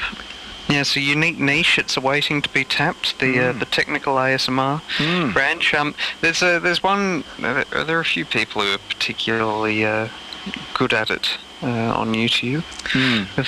But yeah, I don't know. You could probably only go so far with. I mean, there are people who've been doing it for a couple of years now, and they're sort of struggling for ideas. One of the girls who does it, ASMR Darling, she's very good at it. And she was, she just taps on things and whispers into the microphone, and it sounds nice. It's like you're getting a haircut or something. Dr. Hastings, she taps on people. I listened to that Dr. Hastings video. That's a bit more extreme. You're looking a bit pale there. Oh, let's open your mouth. Let's have a look inside your ear. She gets too close in those. She likes looking at people's orifices. Yeah. My doctor's not like that. My doctor they come in, 5 minutes to get kicked out, and you pay $100. That's right. And there's no ASMR in it. No, I have to ask for ASMR special service. Right. And special surgery. That's right. Oh dear. All I do is sell you drugs and kick you out. Yeah, that's it. No, but it's like what you get when you go to get a haircut. I mean, it's quite nice getting a haircut. Especially just sit back and you get the clippy noise. Yes. The whole tingles. It was. Nice. Now that's exactly true. Like you go to hair. Like I used to go when I was younger, more so. You sit in the chair and someone's playing with your hair and cutting, and it is. You do get in like a meditative state. It's true. It's very relaxing. Yep. It is. Well, I have a lady cut my hair. She's the 3 men and the lady, and I always try to insist on her. Yeah. Because I find it more relaxing. Yeah. Okay. Yeah, She's probably quite gentle about it. Oh, she's very gentle. Yes. But Very caring. It's a Very caring. controlled setting, and if you can relax in a sort of in a setting like that, it can be. It's very restorative, Steve. Very restorative. Yeah. I haven't had my hair cut for decades. I just use. No, well, I know I used to use a shaver thing and. Oh, okay. And just let my hair grow longish and then do it number 1. Yeah. For another 6 months and then do it again. Yeah, well, there's a lot to be said for that. Yeah. But maybe I should. Yeah, well, I think people most people don't know how to spend their time. They're quite happy to watch 5 hours of ASMR a day, and it's something that you just got to tap in, and you go viral and make lots of monies. Well, I do find it it does actually serve a useful purpose. I mean, I've there quite a few nights where I've found it difficult to sleep. I just put one of those videos on, and it's quite effective in drifting off. Very good. I do notice. Puts you into a meditative state. Yeah, I mean, you listen in a different way. It does actually. I don't know with most people. Some people probably just listen to it and think, "Oh, this is a bunch of rubbish." And then, but if you're in the sort of right zone, you do get like a physical response to it. It is like. I don't know, like getting a back massage. It's the same kind of physical effect. But a lot of people, I think, don't get it. For example, I played some of these videos to my girlfriend, and she said, "No, this is all rubbish. I don't get any kind of physical response." But I don't know. Maybe you've got to be in the right mood. Yeah, that's a big thing as well. I mean, like, here's one of my secrets. For most of when I was writing up my PhD thesis, I found it got to the point where I was so stressed out. The only time I could write my PhD thesis is if I played ASMR videos and Brian Eno records at the same time. Yeah, you got the double whammy there, Andrew. That's right. Fantastic. Brian Eno is master of ambient music. Yeah, for sure. And it matches perfectly with a lot of those ASMR videos on their own. Okay. So could you actually write while you're listening to that stuff? Oh yeah. It was So I can't do anything. If there's any music on at all, I've got to concentrate on it. I totally agree, Steve. I find I'm 100% in the. I suppose that's the trapping of being what I do. Musician. But I can listen to it as background music in some settings, but I can't do any sort of complex task. No, neither can I. I never could. I find, like when I used to study for HSC, I used to have the music on, but I can't do it now. And I can wash the dishes, drive the car or something, but I can't actually do something intellectual and have music on. It's either one or the other. That's right. How much the same? And it's like even tidying up here, I'll put something on, but it becomes more stressful because I'm trying to listen to the music, trying to do the work as well. And I think, no, it's actually making it more of a worry. See, a lot of people don't actually listen to music as music anymore. They just hear it as sound, don't they? Yeah, and that's why your program forces you to listen because you sort of want to see what the quality's like or whatever. But to sit down and listen to the wireless for 2 hours, it's pretty. I don't think many people do it. Who would listen? How many people sit down and listen to a concert on ABC FM? They don't. They're always doing something else. Yeah, it's true. And in fact, the last trip I recorded all these, the ABC FM drive program. What's it called? Anyway, the afternoon one. Yeah. And there's 5 till 7 or whatever. And of course the music's fairly short, but it's variety, and they're really good. And usually, there's probably 10 years ago, but the announcers are really nice, ASME sort of sound. They're really smooth, quiet voice. Yep. And it's fantastic stuff to drive and listen to. Nothing too outlandish, but nothing too bland either. Just sort of variety. And it's well designed, that program, because they change the pace. It's constantly moving. Yeah.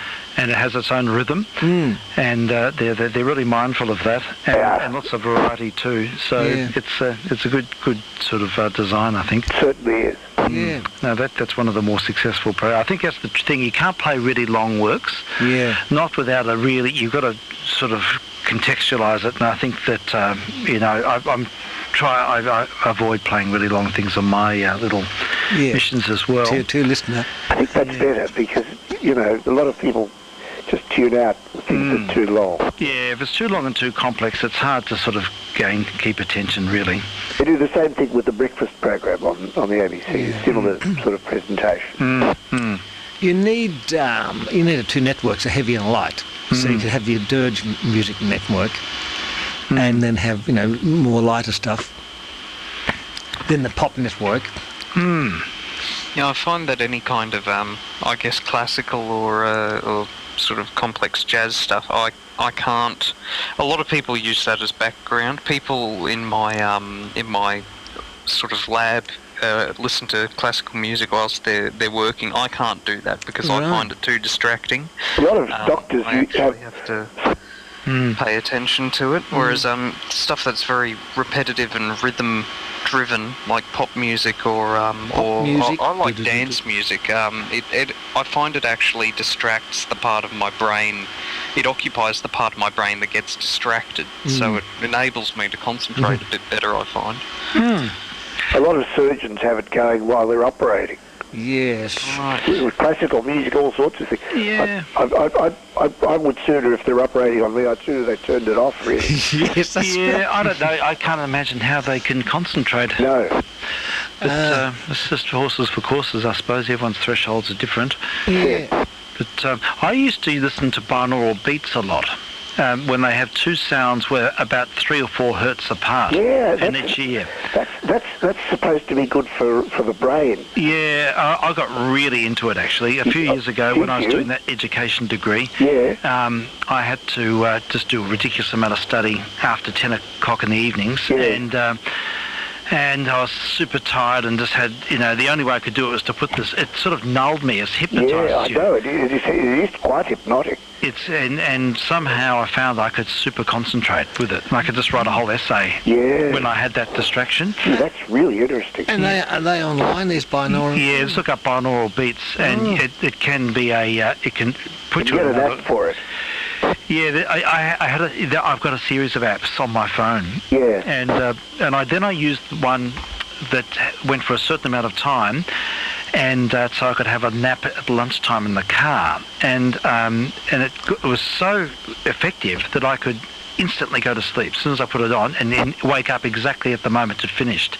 Oh boy! And I did this for over a year, almost every day, and I could have a 15-minute nap and be certain I'd wake up, put the headphones in, and I was completely undistractable, and it really hypnotised you because it's only a couple of hertz out between each ear. Yeah. And it does something. They reckon there's all sorts of theories about brain waves and theta and beta and delta. And the theories are around balancing the brain, I think. yes, I think a lot of it might be. It might be a bit, Yeah, a bit of pseudoscience there, but look, at the same time, as a hypnosis experience, it really, for me at least, it really worked. Whereas if it was organised music, I couldn't do it.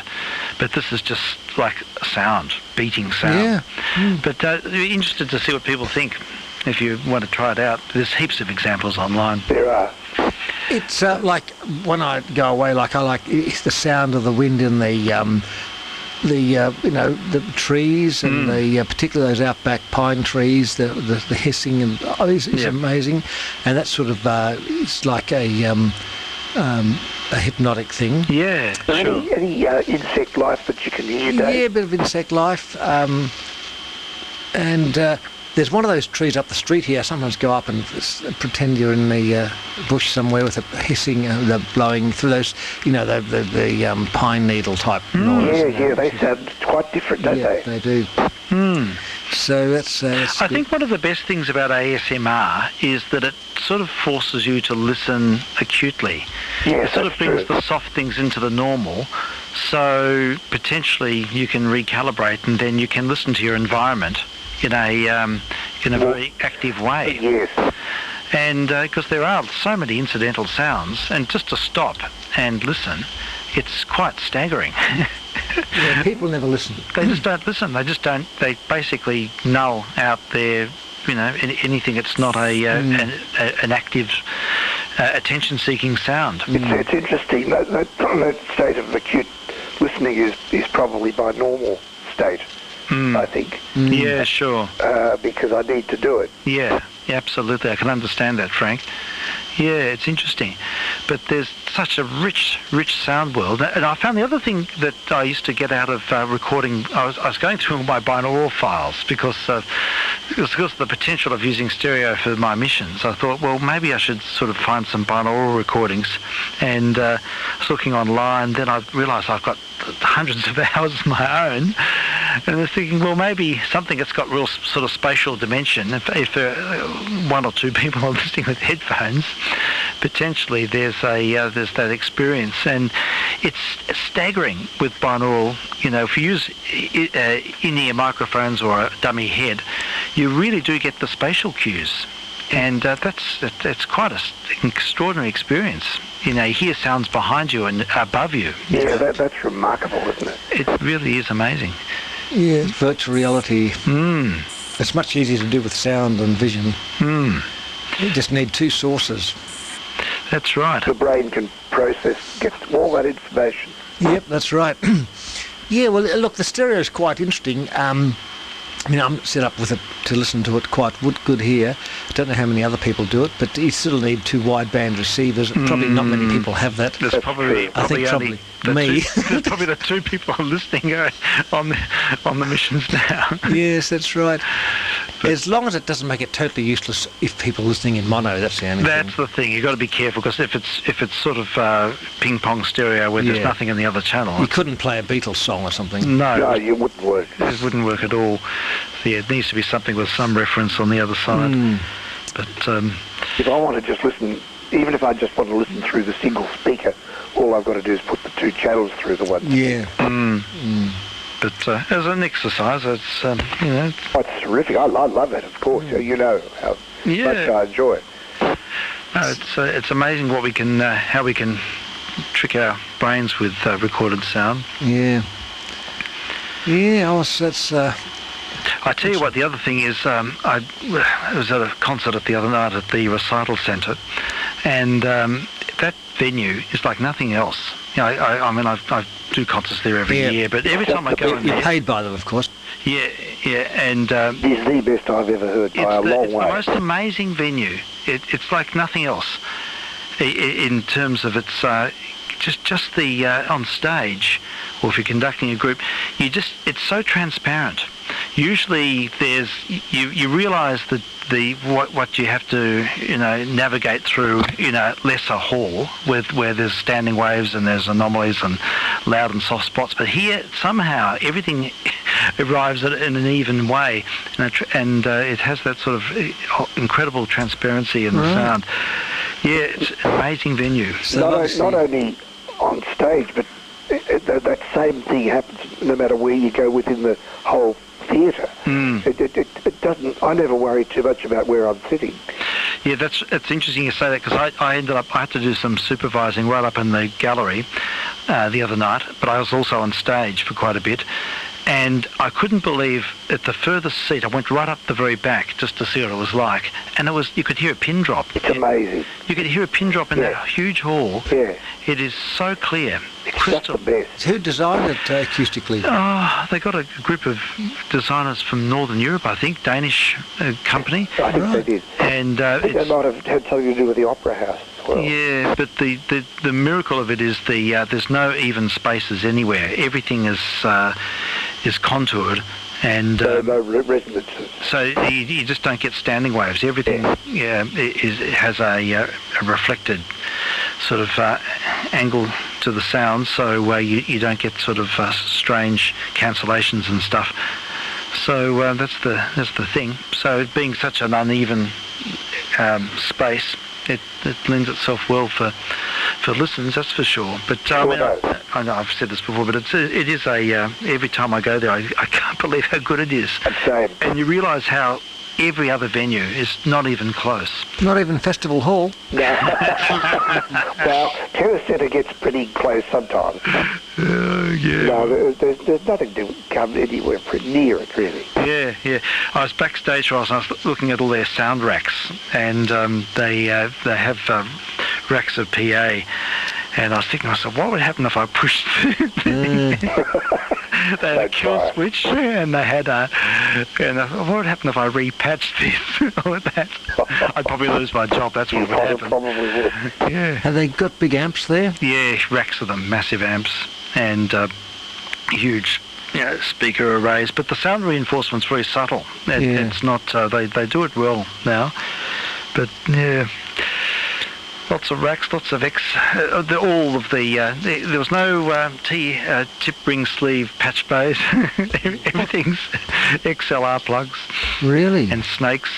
Yeah, no twin carrier plugs there. So there's no actual patching as such in the... Not in the conventional sense. But I was very impressed when I went to the Melbourne Recital Centre. I saw I think that was one of the last shows of My Friend the Chocolate Cake there. Oh, that's a great band. Oh, yeah, it is. They are. Yeah. They were fantastic, and the sound was very, very good on their last shows. So yeah, I used to know the bass player from that band really well. Oh yeah. Yeah, David Buzo. Yeah, but so yeah, that's. What did you think of the venue? Did you sort of get that sense of the music being all around you? Yeah, I did. I mean, there was I'm not great at critically appraising these things, but it did have a degree of clarity without, I don't know, sometimes you get this ringing distortion from in certain parts where you sit, and there was sort of none of that. I'm just trying to cast my mind back to it. I saw Paul Kelly there as well a few years ago. Oh, it would have been good. Yeah, it was quite good. I just remember it just being, just a transparent kind of sound. I'm reading now. The interior is lined with hoop pine plywood and is designed to give ideal bass response for cello and low brass. Yes, you don't get muddy lower voicings. At all. That's one of the marvels of that space. It's usually the lower sounding instruments tend to boom, and you get sort of super bass resonances in certain spots. It can sound really heavy and funny, can't it? It can, and that's absolutely the case. Now the hoop pine, that's what they make ice cream sticks out of, hoop pine, but that's what they use, and everything's contoured. So in fact, they've used as a template apparently all of the contours inside is actually the plan of Melbourne. That's the contour of Melbourne City. Really? Yeah, so they've used a contour map and then used that template as a for the walls and ceiling. So and with the fairly, I think the depth would change within a foot at any given. Within a foot, there'd be a 12 inches of depth change at any point. So there's so much variability in the way that these panels are offset against each other, and that's why you just don't get any standing waves, I think. So it's very checkered when you look up close, but at distance it's a lot smoother. Looks smoother. Very interesting. Yeah. Anyhow. Yeah, but we're lucky, and the whole thing's sprung.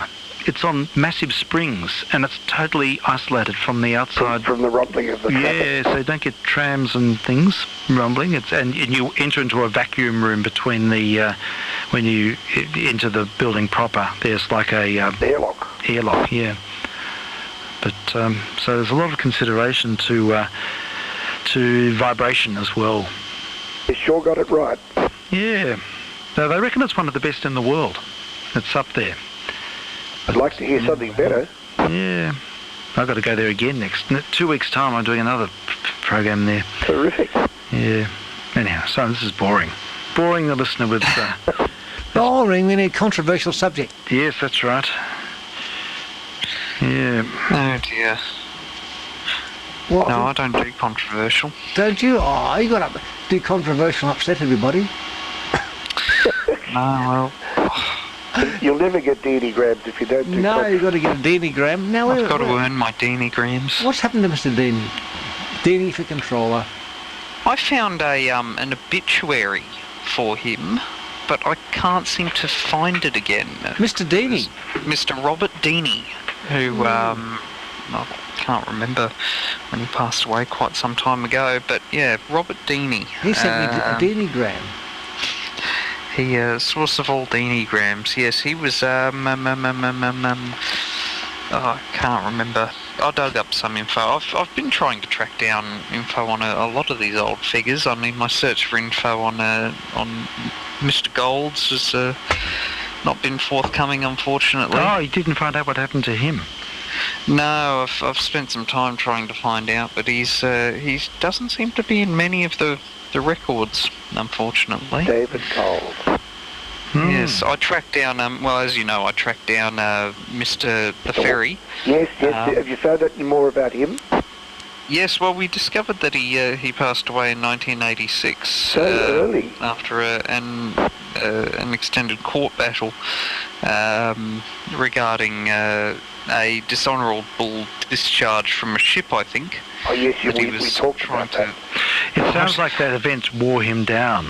Yes, that's right. He's actually, I did find out where he's buried. He's buried in that big cemetery in Carlton.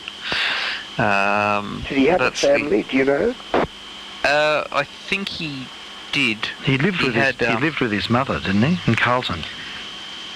Oh, I don't know about that. I only remember him living by himself. Yeah. He used to talk about ships a fair bit.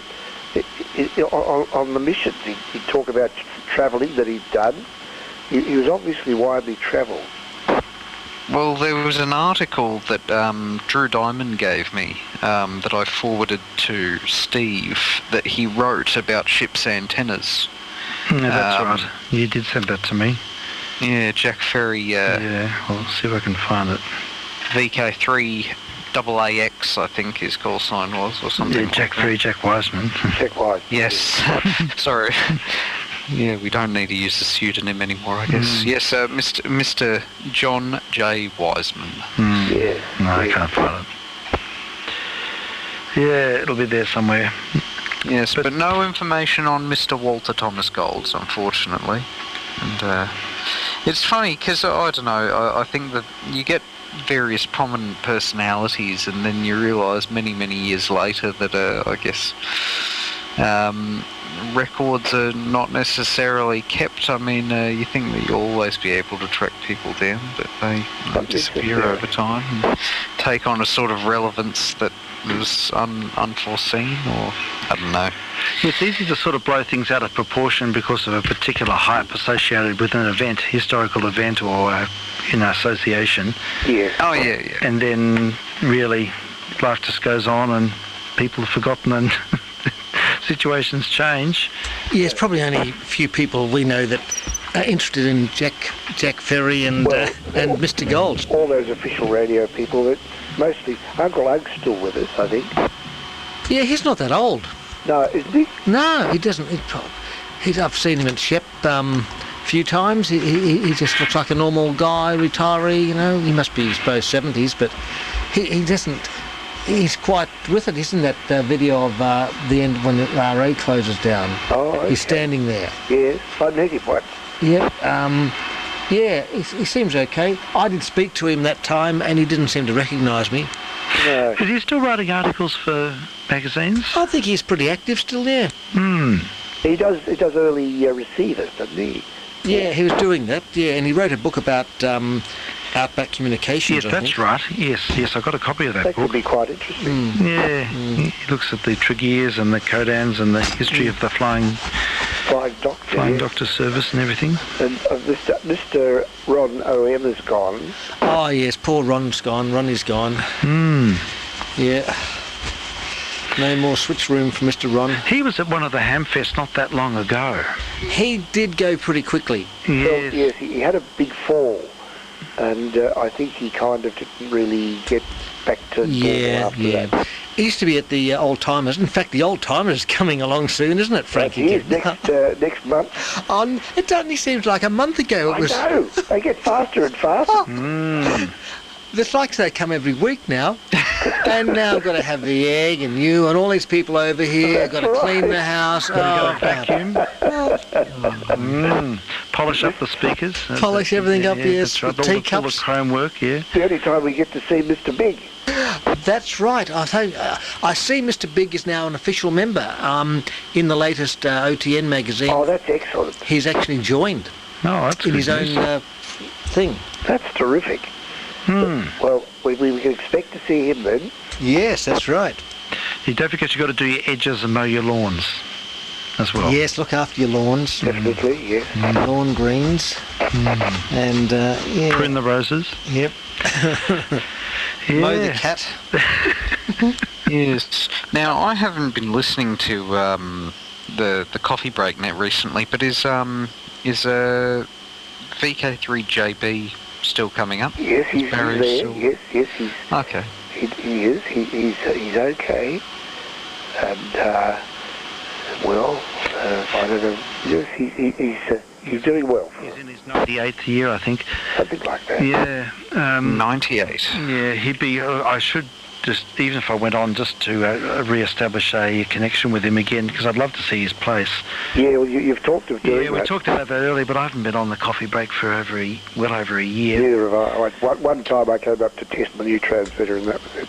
Yeah. Well, look, we should just go over there one day, say hello, we're dropping in. Well, it's a question of whether he'd fully remember who I am and what the context is and stuff. But Well, even if you're just a ham and you just ring him up and say, look, we've been listening all the time, can we come over and say hello? yeah, maybe it's. Because he comes from the time when people used to do that, Yes, I suppose that's the thing. It's easy to sort of put their own prejudice on these things. Yeah, and he'd probably be very happy because he lives on his own. Yeah, and he'd think of us as young guys, like with new kids coming in and show us the 807 and stuff. And if you ring, I'd like to come make a date and say, look, a couple of us, we've been listening for years, we'd like to come and see your setup. Yeah, it'd be worthwhile doing that. All he can say is no. Exactly.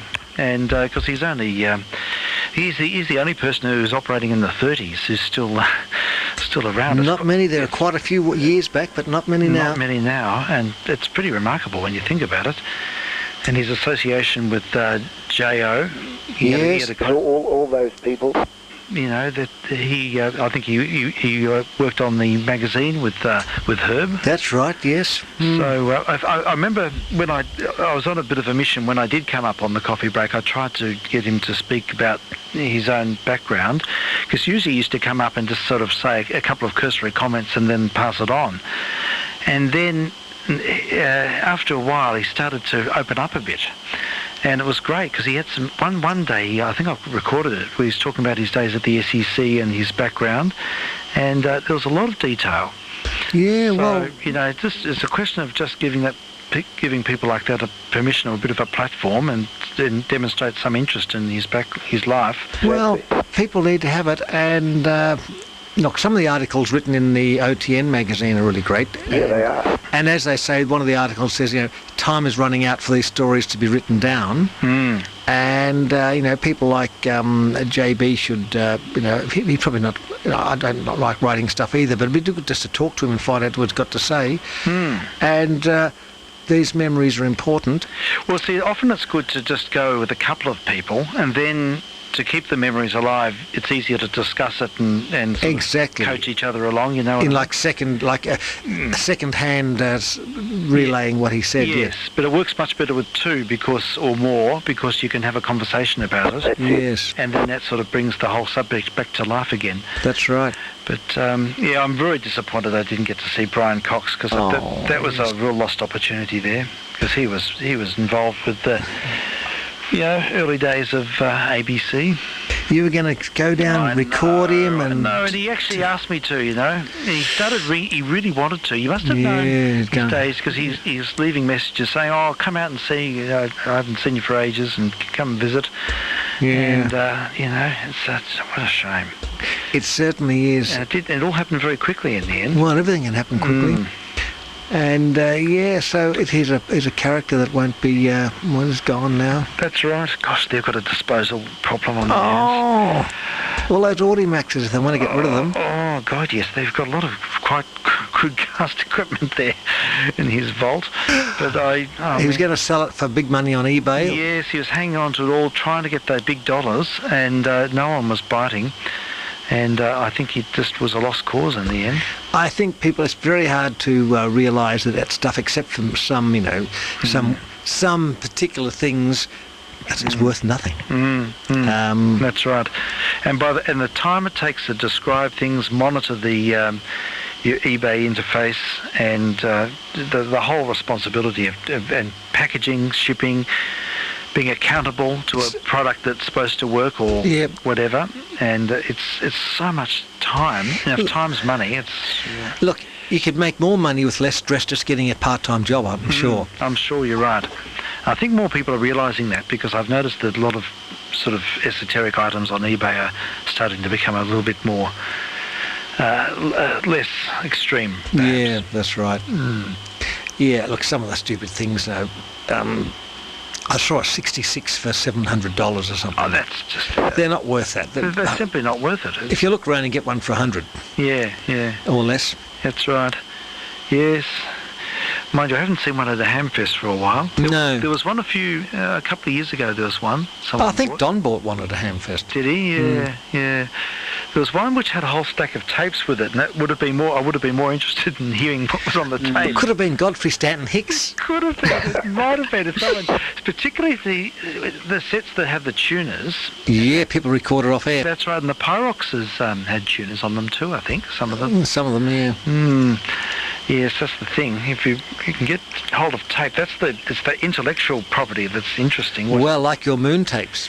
Well, yes, absolutely. But then again, that's only important because someone took the trouble to aggregate them and put it together. But there are a lot of really genuinely unique material that's lost.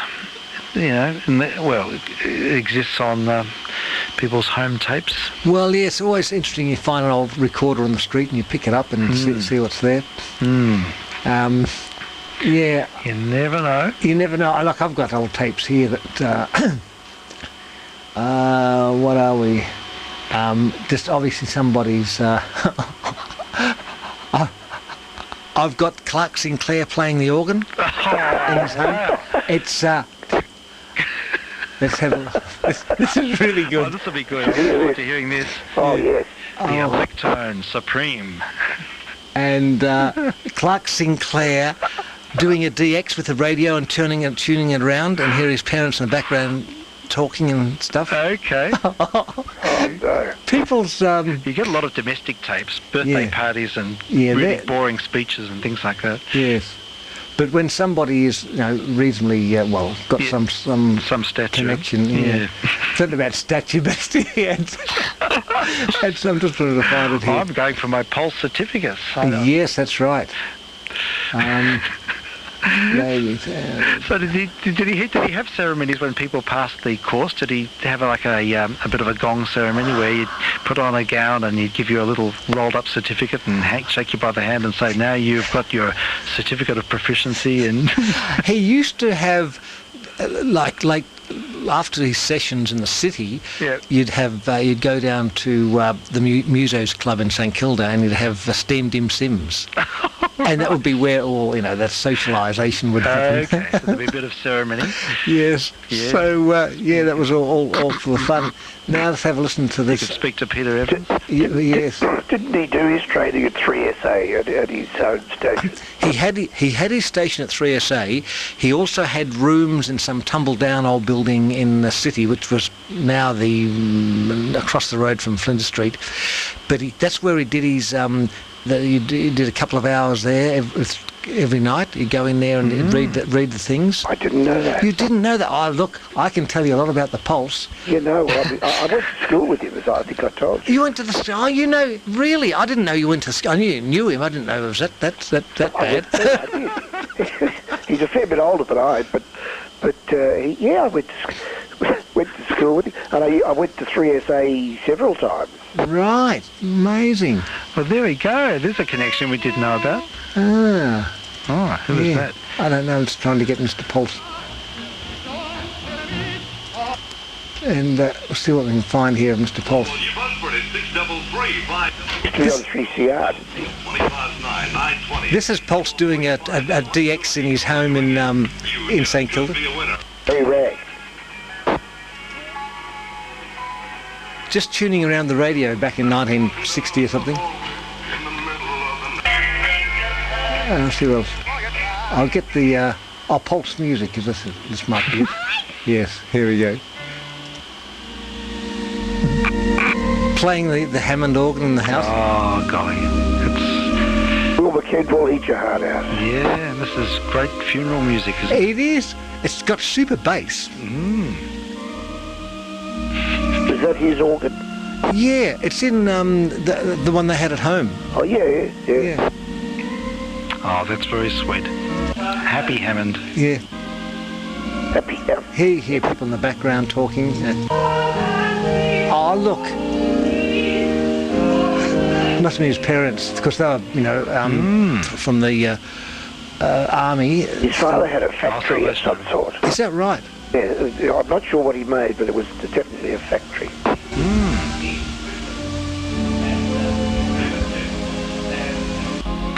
The days when people used to have home concerts. I know. And now I've got it here. The Pulse tape. Now I must have it of him doing his lessons. You've never heard that, Frank? No. Oh, How did I miss that? I don't know. This is you'd read out some ads, and he'd tell you what's wrong with it or good with it or whatever. And yeah. Oh wow. So you recorded one of your lessons with him? Yes, I took a mic and a hidden tape recorder. Wow. And recorded it. Yeah.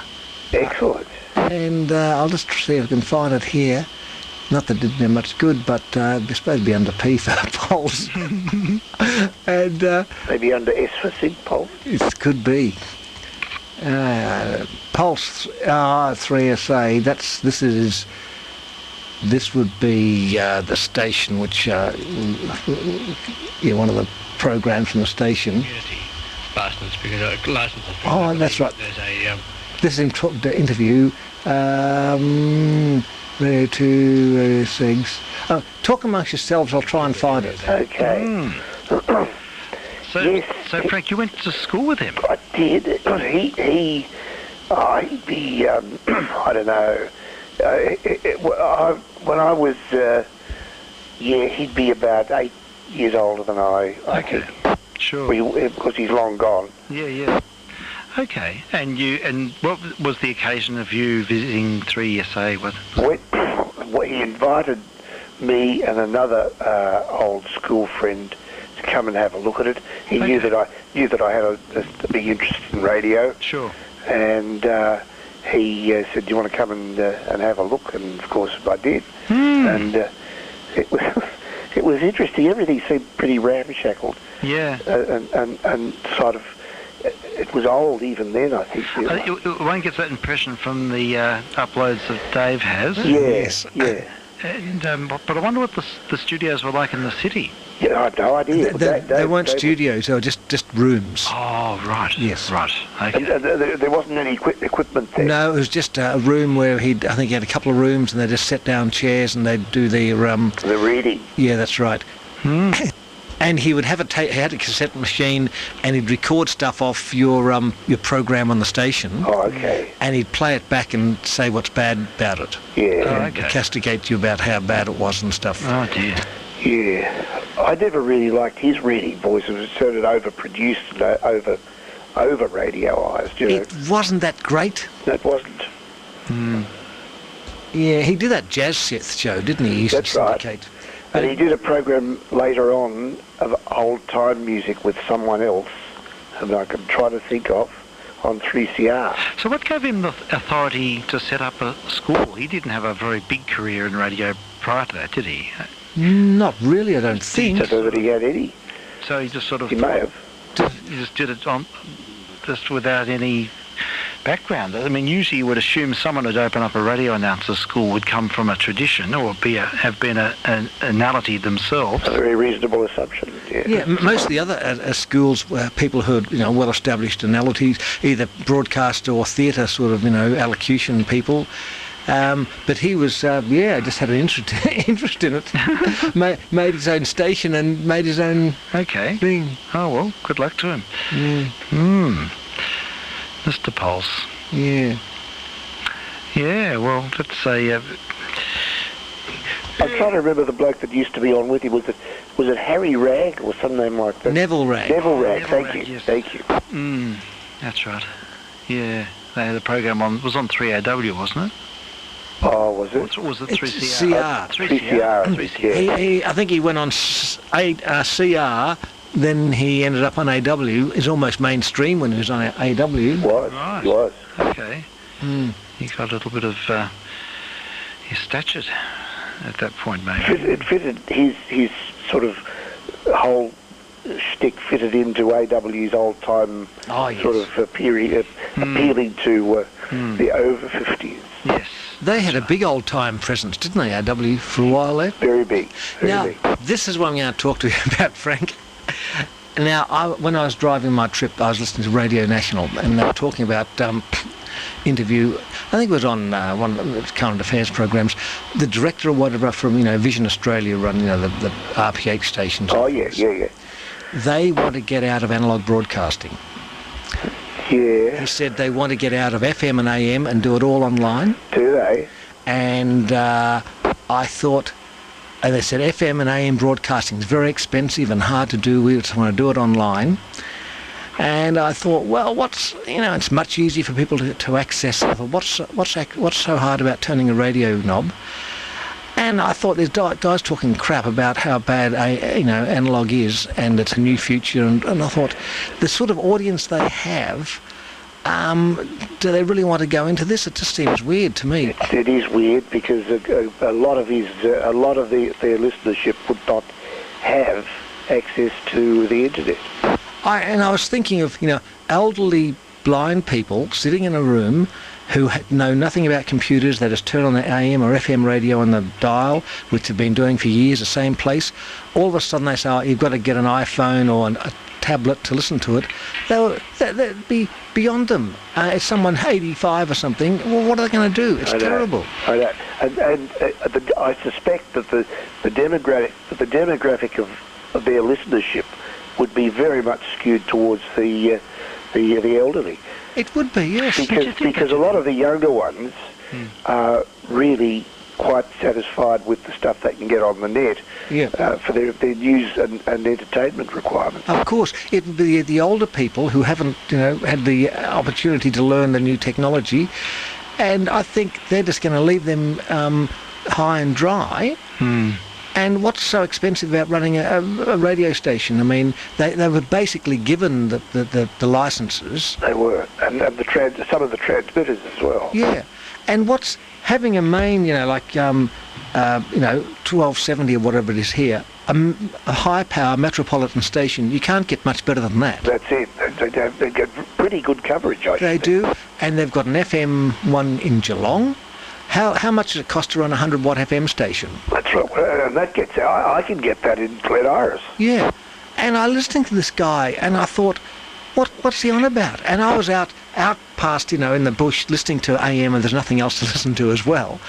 And they just seem to have this strange, they've got to get rid of analogue. It's old-fashioned, it's the old way, get rid of it all. And it's horses for courses, really. Very bad, very bad.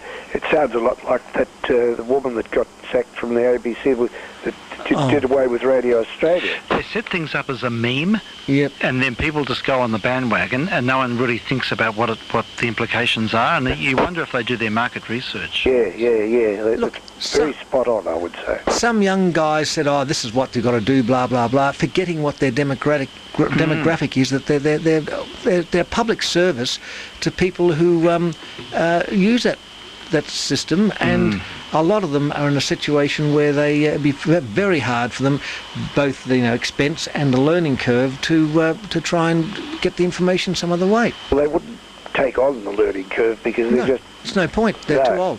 Too old. So I found it really disturbing. I thought that would be one service that they'd want to keep the old thing going. I hadn't realised that he was gone as far as that. I knew that they'd said they were short of money and they might have to close down, but I assumed that was just a way of trying to get some more money from the government. But I didn't know that he's talking about closing down the analogue radio. Analogue, and they've got digital radio too, of course. Yep, he said digital radio is the way to go. Well, that's great if you live in a digital area. That's right. And nothing's easier than turning an analogue dial or whatever. And like he did say that the funding was a problem, and if they got rid of analogue radio, it would save a lot of money. But then they've got to pay money for streaming, for paying for bandwidth. Of course they do. Like 1 million people could listen to RPH. It doesn't cost any more than nobody listening. But if you're getting 1,000 people listening, that's going to cost a lot of money. They'd probably have to have some scheme where they gave them computers to try and encourage them to be able to listen. I know, and you can imagine how well it would work out. It would be hopeless. It certainly would. Look, I know older people who have missed out on the digital revolution. There's no point even trying. They don't want to know. No, someone 75 or 80 who has never had it, they can't. It's just starting again. It's very complex. We started in the early days, DOS, then Windows, and all sorts of stuff. It's when you think about, it compared to the pre-computer days, we've learnt an awful lot, haven't we? We certainly have. But for the oldies, it's just too hard. It'd be too hard. You can't start, and some of them probably got a bit of Alzheimer's or whatever. They can't work all this stuff out. Of course they can't. And it'll be a terrible thing. Well, it's so unintuitive. And what would happen if they got rid of RPH? Some company would buy it, run sport or talkback or music or something, and make a go of it. That's right. That's right. A major station like that. So I Yeah, it's pretty sad. I hope it doesn't happen. Look, it might have been one of these things they do that so people get annoyed and they get funding. Well, but that's what happens. They rustle a few feathers. And Bit of a kite flying expedition. Yeah. Yeah. But he was pretty adamant that he assumed that he thought the old analogue way was not the way to go. He should modernise. That is hopeless.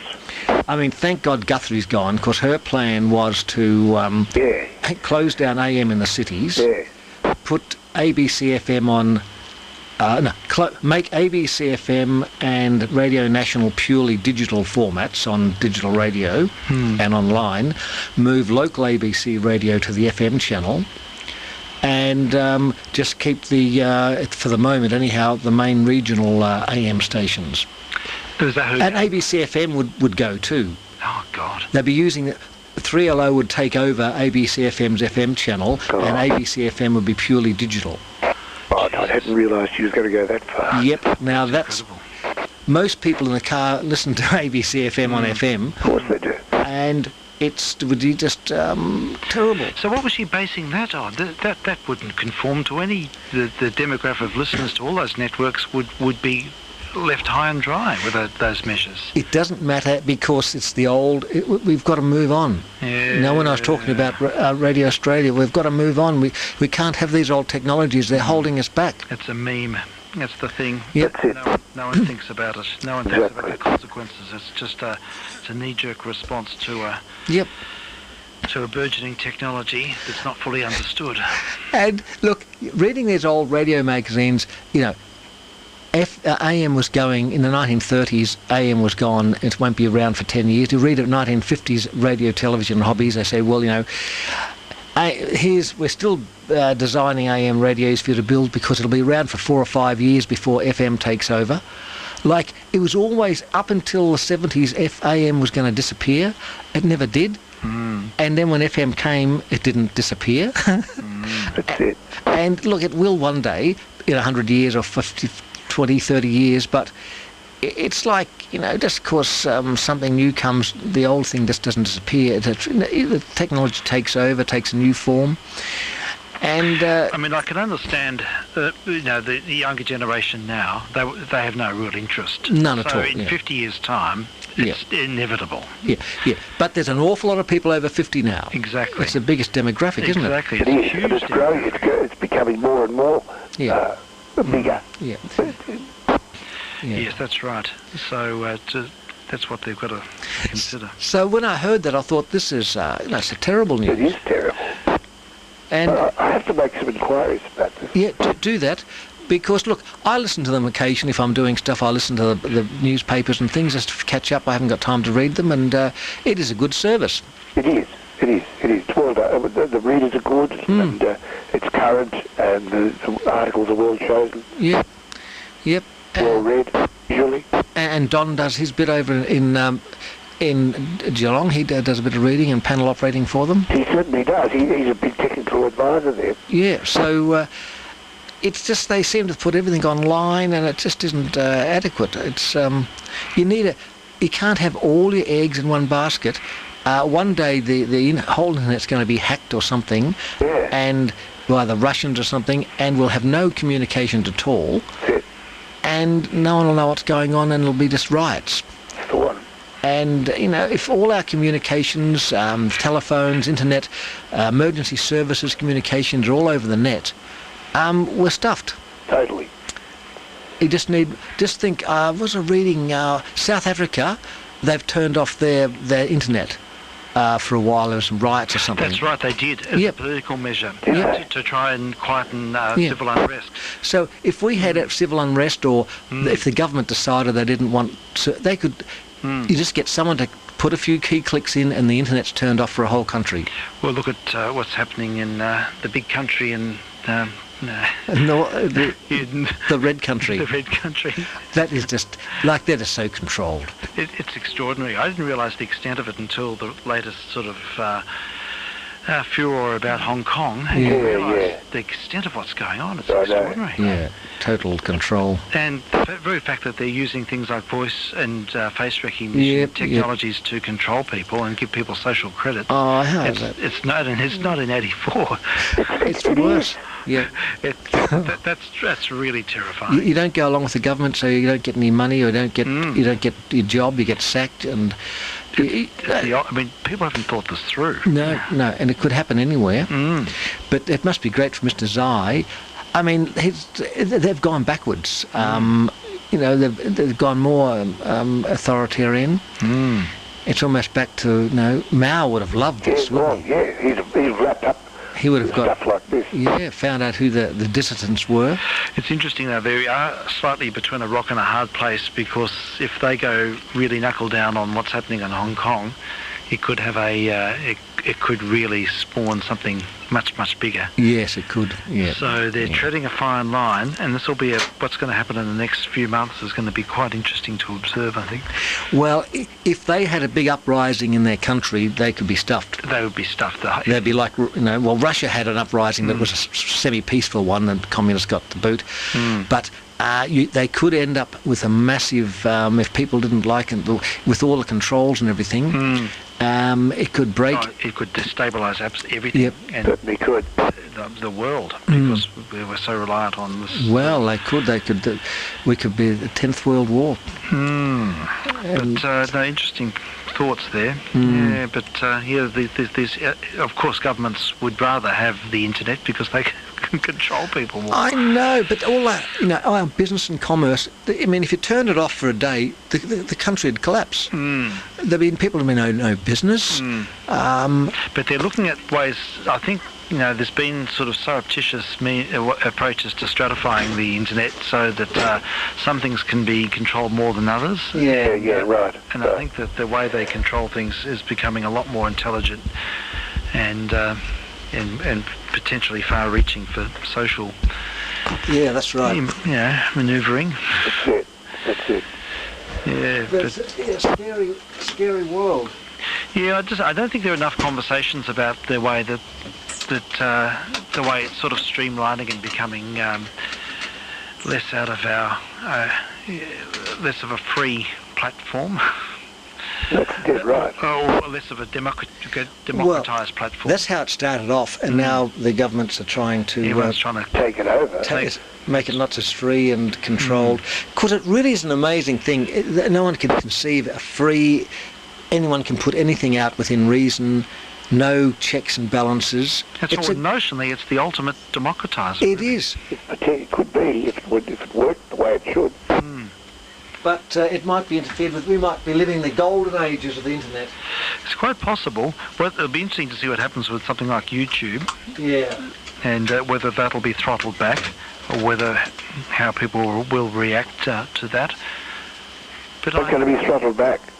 Well, just in terms of copyright, if they really took if they, came down hard on people using material. Oh, I see. Yeah. It could be. Well, there are signs of that, aren't there? There are some signs, but there's also signs of the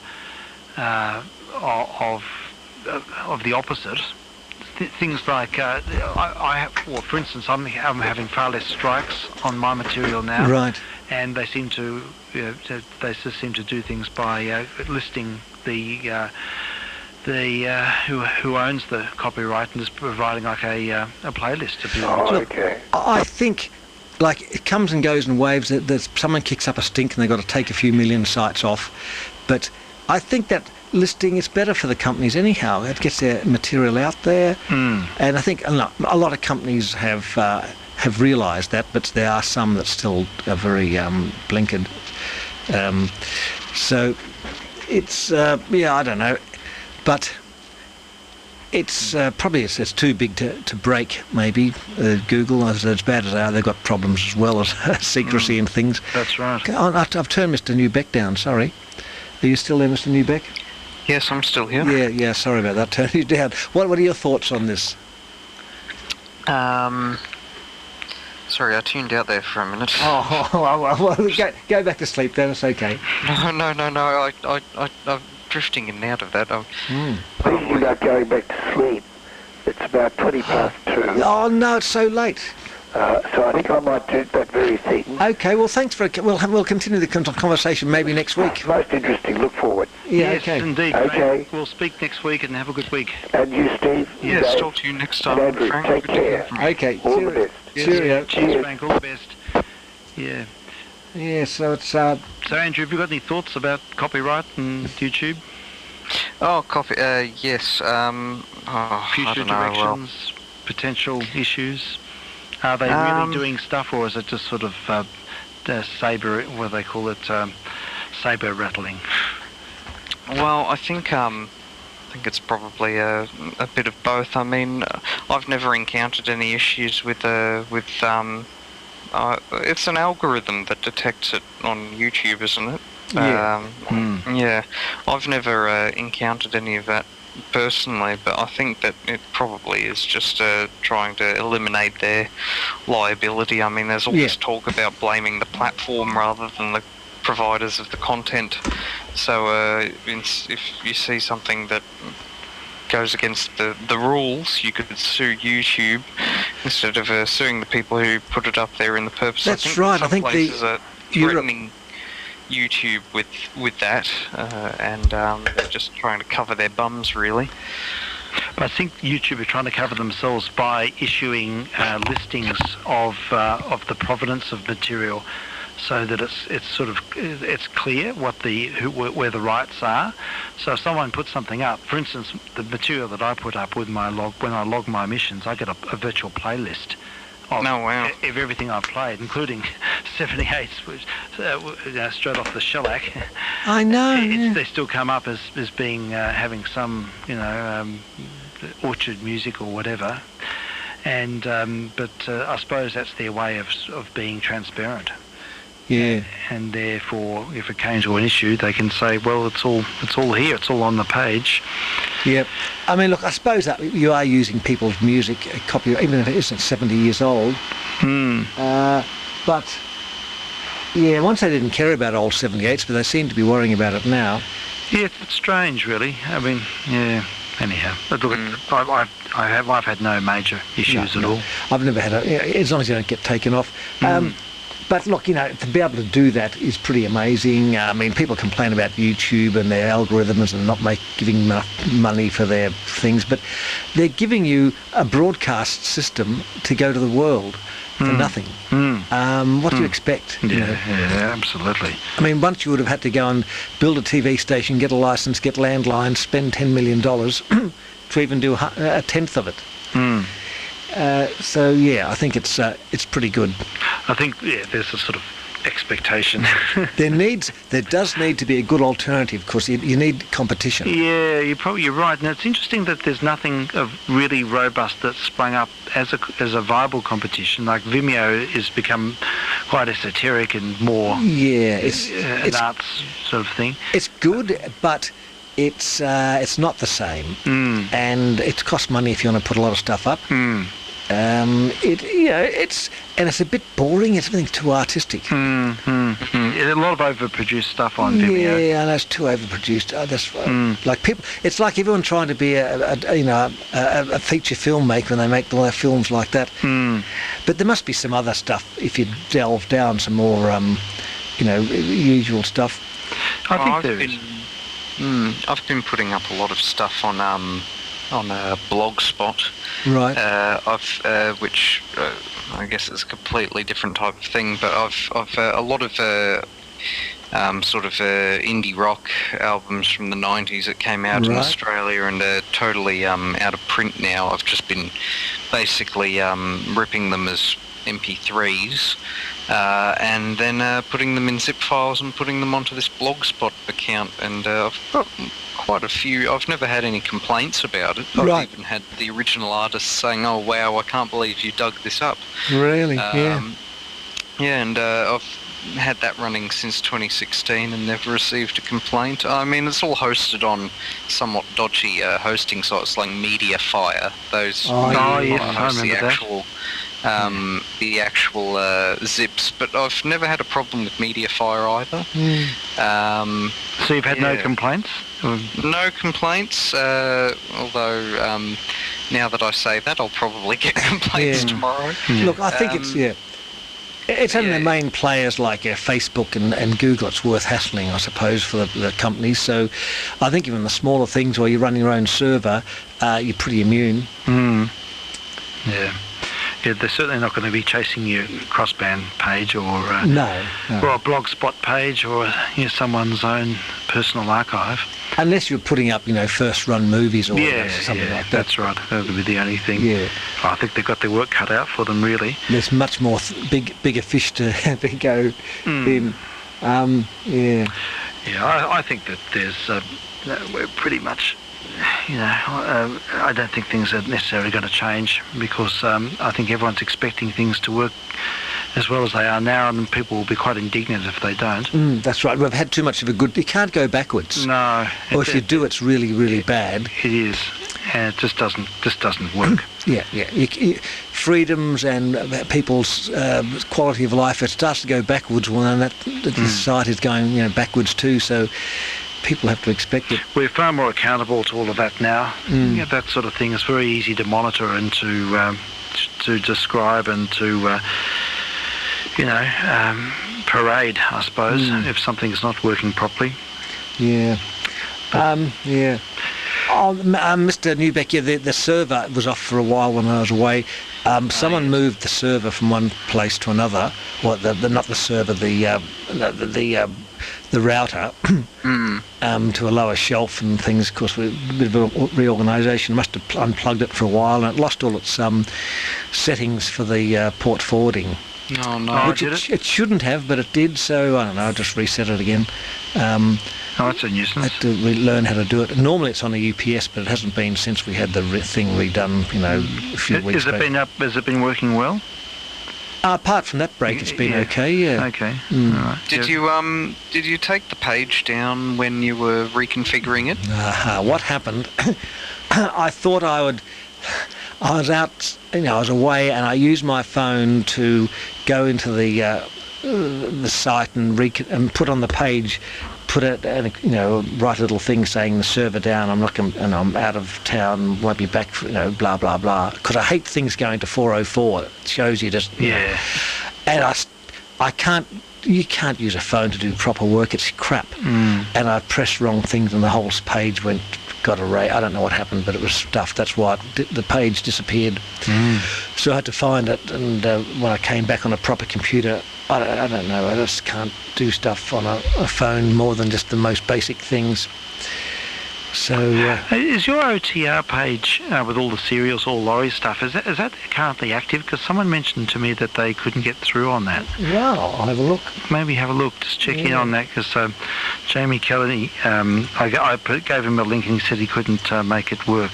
Okay, I'll have a look. I'll go through. And I said if it's not active, it'll just be Yeah. Is that the vintage thing. ads stuff, or is it Well, that's okay. all the serials? the serials? Okay, Oz checking. Radio Archives. Here we are. Radio serials and sponsors programs from the golden days of radio that were even before my time. Let's press the button there. No. Oh, not found. What's happened to that? I don't know why that's happened. Well, that's interesting. That's odd. I'll try Peter Evans. He's still up. I think all the others are up. It was just that page. Well, I'll fix it up. I don't know why. Why would it? I haven't touched it for years. Why would it go bad? Yeah. Oh well. Unless someone's pulled it down because of. But no one else would have control. No, they wouldn't. No, exactly. It's probably just a little glitch somewhere. Yeah, I'll have a look at that. I could probably fix it up now. Oh well, whatever. That's interesting. I'll let Jamie know, because he was keen to have a good look at your archive. Yeah, I think it's all stuff he knows about, because listening to the crossband we had on before with Laurie, Yeah. he got all his discs from from Jamie Kelly. Yes, yes. So it's okay. his stuff, I think. Oh, okay. Ancient radio commercials. Yeah, that's still up. So that's interesting. Yeah, I hate it when things do that. Then you put a page up and it hasn't got actually anything on it. Well, that's interesting. Yeah, Jamie's probably the biggest collector of transcription records around, and he's been very generous. I think he's got a very open mind about sharing materials. So I don't think there's the more people hosting stuff, the better, really. Well, if it keeps it up there. People have sheds full of stuff, and when they tuttle or die or whatever, it just gets thrown to the tip. Absolutely, no one could care less. No, there's a responsibility to do something about it. There certainly is. Yep, that's the way forward. Yeah, well, that's interesting because the serials used to get most of the traffic on that site. Okay. And the trouble is, all the email goes to an email address that doesn't work anymore because things have changed. Ah, I see. And so I occasionally I look at the stats, but I haven't done it for about 6 months. Right, fair enough. So I couldn't. So that's probably haven't had a. No. Yeah. You've still got a GeoCities email account, don't you? I have, yes. Right. So if you use that, it still gets back to my own one. Oh, does it? Yeah, okay. yeah. Because that goes way back. I know. Way back internet. Yeah. Let's see, Gay and Little Dicky. I think that still works. Have a listen here. Very good. Last time. No, really. Since we're only on for whatever the last period was, 9 weeks. I made a. Of course, no one beats XY. I made a big list of all your old websites at one point. Right. Can't seem to find it. It was like an evolution of the 160 metre crossband radio page over the years. Oh, yes. Yeah, well, it started on GeoCities, very basically, and that was it's quite. I think GeoCities, who were Beverly Hills Internet when they first started.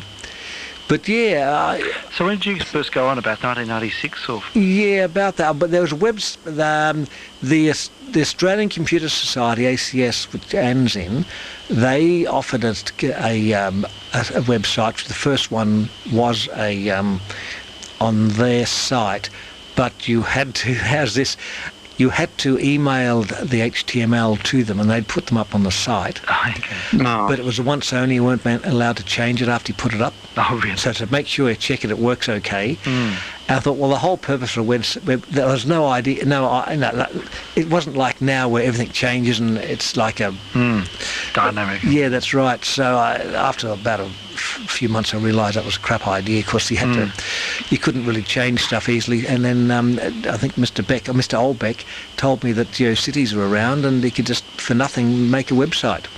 On the dial-up phone, and we did, and put up a few texts and a few Henry files. You could put Henry files up, and a few things. So did the branch do his about the same time? His was a bit later, but he was doing it from home, from his home server. Okay, yep. A 56k dial-up line or something. Gosh. But all his stuff was done like that, I remember stumbling on your material and the branch's material in the late 90s. Yeah. And but I didn't sort of know much about the missions at that point. But yes, so you were sort of in the game quite early on, weren't you? Yeah, we were. I think I looked at it. This is a great way to publish stuff to the world. It was like it's pretty amazing. Yeah. And I even experimented with early audio and stuff that sounded terrible. And I think and you got hits, hit reports, see how many people had watched seen your site. It was pretty amazing. Yeah, that's good. And had to do it at HTML just by hand. Do you remember the first time you went online? Yes, I do. I'd heard about the internet and stuff. And I'll hit the cough button, hang on. Wrong button, there we go. I think I turned 80 metres off instead of the cough button. There's something in that. Anyway, I'd heard about it, and you'd go to people's places and have the internet and their buzzing modem, and that's interesting. And I bought a book about the internet, which I've still got, And I went to an internet cafe and paid my $2 and got a booking for an hour and worked out how to use the internet. I thought, how do you use this? Yeah, what to do? What's a Netscape? What's all this stuff, you know? And I didn't get very far because I was just trying to work out. I didn't make it look like I didn't know what I was doing because there were all other people there. And anyway, I went there a couple of times to learn about the internet. And then we got... Someone was getting a 28.8 modem, and they gave us the old 14.4. Right.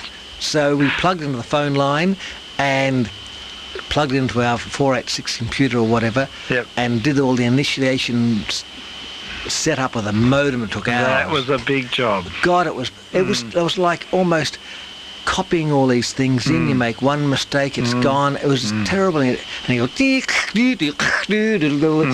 and then it'd come in, and eventually we got it to work.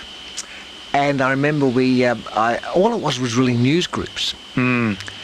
And it was just all these news groups and stuff. I thought, that's what I remember at the start. Yeah, all green writing coming up, news groups, alt this and alt that, and alt for the, and then more really outlandish stuff was alt X. Yes, that's right, exactly. And you'd look through this and look at a few ham radio things and whatever. I thought, well, good. And then someone about the www, and so he typed, I think we used Netscape on one of the browsers, went to www. and I think we went to the Lego page or whatever, and it took 5 hours for it to slowly print out a picture of a Lego man on the screen. And I thought, this is really good, you know. Oh, it's brilliant. Yeah. And then there was real audio, and you could listen to radio stations around the world. Right, and it sounded like shortwave because it was all squishy because it was bad digital. And Cool FM, I think, was one of the ones you listened to in California. And that was a buzz for a while. So, yeah. It's great. It was all on a telephone line. Formative experiences. Because some of the modems that used to have acoustic patch, didn't they? Yeah, that was a long time. That was before the internet as such. Right. Okay. Yeah. Yes, you see them with the handset sort of in a cradle. Yeah, imagine how good that would work. God, yes. Because I think, you know, it was... they had to wait till the regulations came here to actually plug a modem into the telephone line. You weren't allowed to, that's why. That's true. That's absolutely true. Yeah, it was a PMG had to authenticate that, or Telstra. Yeah, acoustic patch through a cabled microphone. Imagine how good the bit rate was through that with the distortion. Exactly, it would have been terrible. But that was so synonymous, that sound, that... I know, it was so synonymous with the early internet, wasn't it? The tones. And I always got stressed because is it going to work or not going to work? Yeah. Then I'd do it again, will it work this time? There was a massive amount of redundancy, wasn't there, at the start? I remember sitting there for ages, just staring at a screen waiting for a page to upload. Well, it was a worldwide wait. Yes, and you'd waste all your time. That's so true. That's exactly And of course, you only had so many hours. I think it was time based, not even data based. And you only had so many hours a week, and you had to rush through stuff, and you couldn't enjoy things. That's right. Yeah, there was a lot of stresses at the start. Yeah, it's just like 1920s radio. You had to be a geek to do it. And yeah,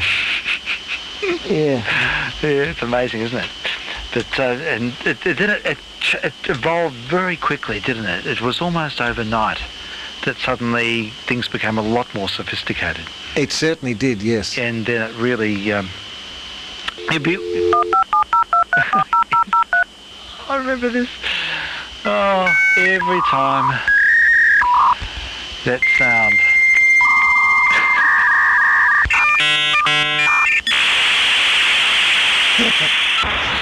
Oh, dear. And that hiss is the data. Yes. All the rest is just a little crappy for him. And it was screeching out of a 1-inch speaker on the modem at 2 in the morning, you know. Yeah, that's right. R2D2 sound. Yes. Yeah. Oh, golly. Yes. And the slow computers and the... Yeah. And I think, when we got broadband here in 2001, that was massive. You know, you just dial up and having ADSL or broadband services. How about Windows? When did you first see Windows? I first saw Windows. People used to talk about Windows. I don't know what Windows was, it's some Windows thing. But I think we got a Windows 3 computer, or whatever the first viable one. I think it was Windows 3, wasn't it? Ah, okay. Or Windows. And it used to work. It was pretty slow and clunky, but it did work on a 386 or something. Yep. You get your browser page. Yeah. Like we had, and there was always that argument about Windows or GUIs or not. Windows was bad because it took up so much space, and you had to, writing DOS was much better. You're a much better person, and it's not wasting resources. Yes, there was a real sort of cultural capital. Argument, wasn't it? If you use DOS, you're a real computer. You're a real computer nerd. Yeah. If you just use Windows, it's just on a page, just a kindergarten stuff. It's just it's just like you're not doing computer no programming, no typing commands. You're just clicking on a thing. How pathetic is that? Yeah, exactly. But it does make me wonder how many people of my generation are capable of navigating through a DOS system.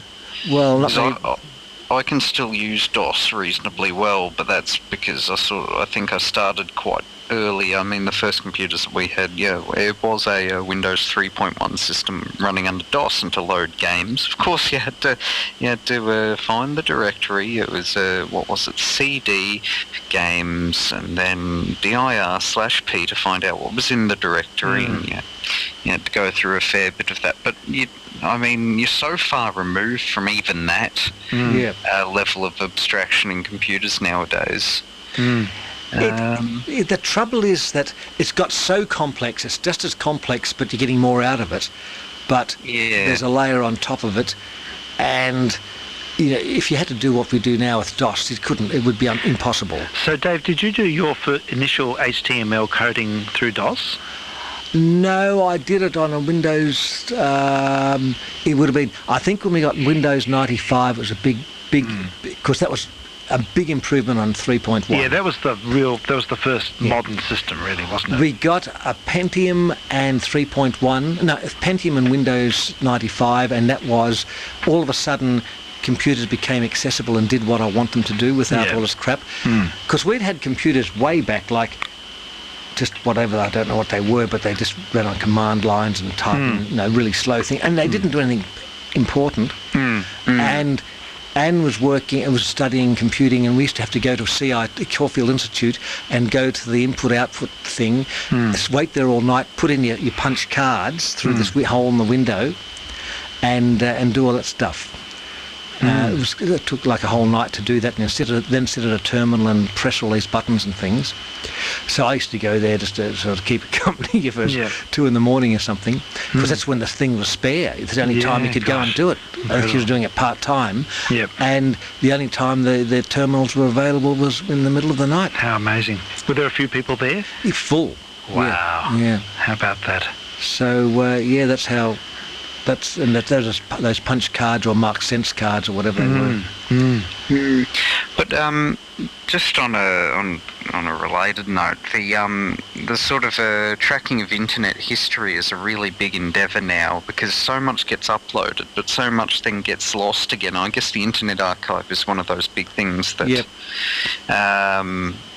is one of those central projects. But it's interesting. Google Groups. Have you come across Google Groups? Well, I know of them. Yeah.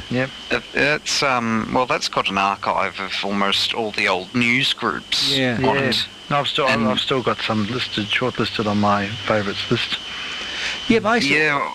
I don't actively use it, but it's interesting to do research. For example, I've just pulled up this AM transmitter wanted. Anyone in the Melbourne area have an HF AM transmitter of about 100 watts laying about doing nothing? I need a standby unit for the regular 160 and 80 metre crossband transmissions. I remember that one, yes.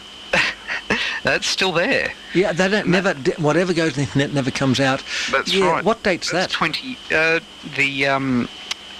of November 1998. Oh yeah, that's quite late. It's been there for 21 years. Now AML, the original AML, was into that long. If you type in VK3AML, you get tons of results. Yes, I did. I did that once. I found the earliest post I think I found from Tony might have been 1989. Really? Gee, that's going back. isn't it? 89. Yes, Yeah. he would have been working at Boral Elevators or something. That's what's signed. It's all. It was before .com.au. It was when everything was .oz. Yeah. They hadn't finalised it yet, so all the Australian websites were .oz. Yep. So you had So he was a really early explorer of the net. I didn't know that. Oh, he was into computers, a long time ago. And people like him and Mr. Marks, they were a big early computer people. See, I wasn't. To me, it was experimental at that time. It didn't do anything that I wanted to do. It was only when it became, a fun thing with Windows and more of stuff. a utility. Yeah, I wasn't interested in the computer as such, but more in what it would do. Yeah. Whereas these other people are interested in Just in the intellectual exercise of, Yes. of understanding its processes and stuff. Okay, yeah. Yeah, that's fascinating. But I used to use groups quite a bit, news groups, to find stuff out. But they slowly disappeared and morphed into other things. So the archives, are they? You don't have to go onto the Wayback Machine to find, because no. If you go to groups.google.com, you can search them, but the problem is the search function's a bit broken, and for some reason Google's never repaired it. You'd think for a major sort of thing, they would have fixed it, but sometimes you need to already be in a group before you can search, and sometimes the search function doesn't work at all. Yeah. I've just searched for VK3AML, and I've found a post. Torn Speaker, Dead Cat from Tony Sanderson posted in June 1992. So that's the one. Those are coming up without much digging. Horn Speaker, Dead Cat. Torn Speaker. Speaker. He's posted the incident where his dog urinated on his transmitter. Oz Hi-Fi is a group. Yes, that's the one I I remember. think. Oz Hi-Fi, yeah. Now, Peter Parker was a big computer operator for groups too back in those times. In fact, a lot of the early contacts with Peter Parker was talking about groups and talking about the personalities on the groups and things. You probably heard some of those. There's Oz Broadcast Radio or something, and other things. These are stupid people used to come and make stupid. There's a lot of trolls on those nets. Yeah, I remember there's some pretty nasty. I remember being quite sort of lost my innocence a bit because I saw a level of aggression that I would have never have expected to see on some of those groups, e-groups. They got taken over, a lot of the groups that became total just flame groups. Yeah, they seem to. That's true. And died, and then people moved on to more sophisticated things. Yes. But there was no regulation or whatever. Some were monitored, but most weren't. And it was just terrible, just as you say. Oh, some really horrible, really bullying, awful behaviour. And a lot of people moved on to the Yahoo groups, didn't they? Yeah. That was the sort of the next generation of, because that was a massive platform for Yahoo. Yeah. They had groups of almost every. It's like another internet within internet. I know Yahoo was a big thing. And I suppose they're all still there as well. I think I've subscribed to at least 20 or 30 groups that earlier on, and I think they're all sort of sitting there, but I think they've all been taken over by, they're just no longer moderated, so they just become junk. Yeah. Space junk. But yeah. Look at this. VK3ASE. Hello everyone, apparently VK3ASE is starting up its crossband transmissions again in Melbourne and blah blah blah. That must have been when I was off for a year. Sure. Yeah, I saw that one. Yeah. Is that from you or is it from somebody else? That's from somebody else. I see the one on one of the transmitter. That's 98. That's a long time ago. It's not that long time ago, really. Strong in internet time. Yeah. In the scheme of things, it's like yesterday, really. Yeah. In geological time, it's nothing. That's what I did. Oh, here we are. Alpine walk. This is good. 4th of the 8th, 97 by VK3ASE, unstable TS440S. Oh. That was the first time I logged into a group to find out what a fault was. Okay. Yes. So you had a TS440, yes, then? Yeah, I've had it for a long time. I had it since about 91 or something. Okay. Oz Radio Amateur Misc, it is. That's the one. Radio Amateur Misc. Yeah. I wonder what's on there now. I wonder if there's any new things. I think you can still post, can't you? Yeah, you can. They still work. I've noticed that Mr.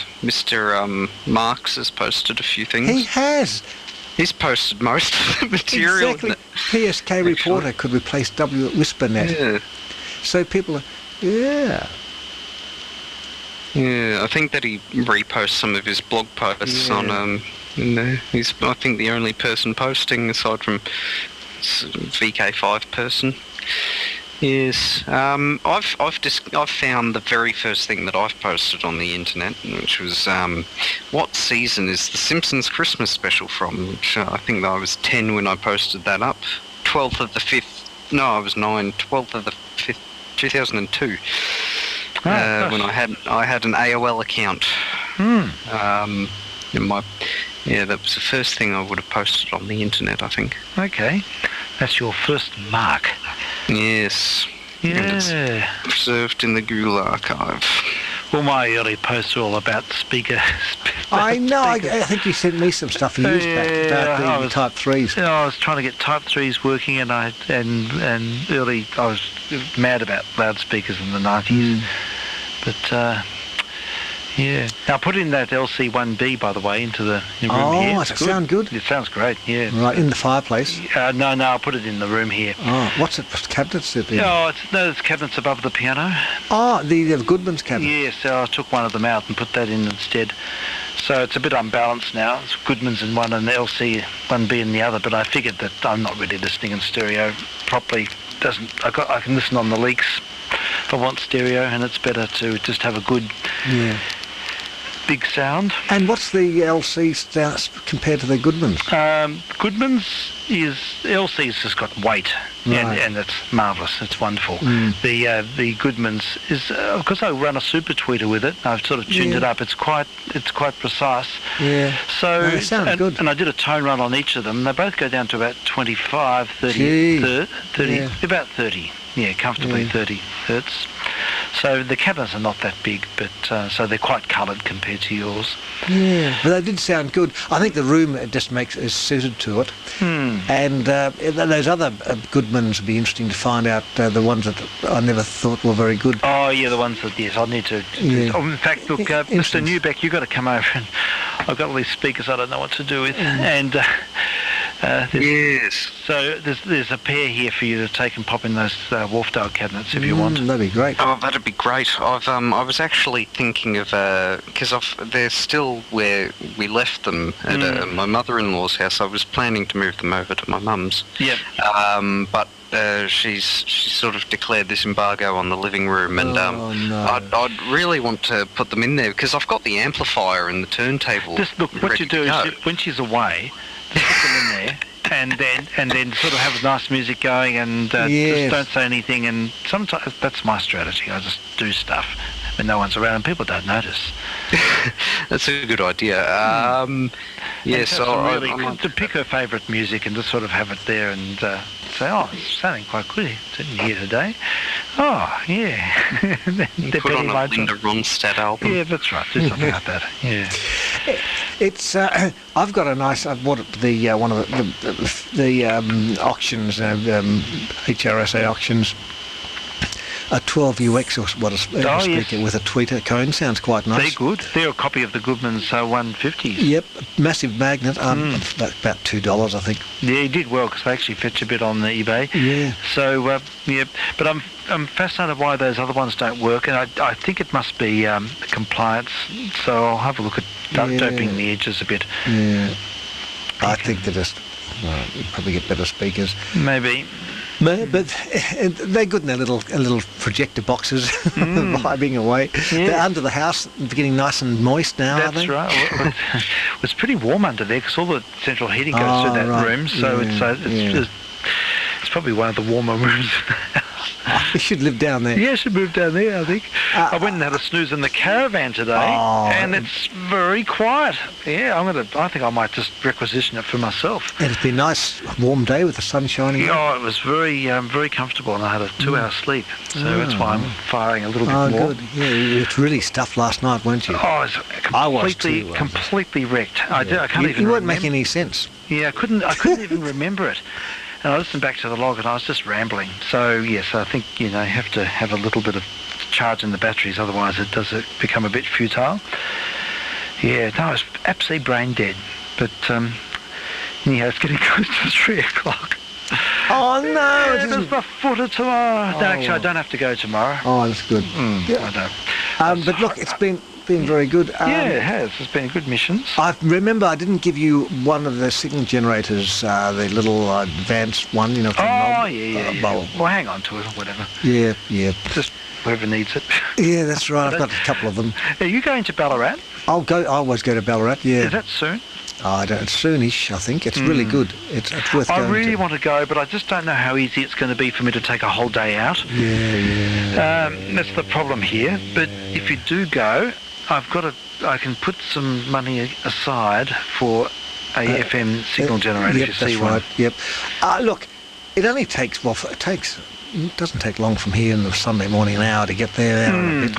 But it is, by the end of the day, it's a long day, I suppose.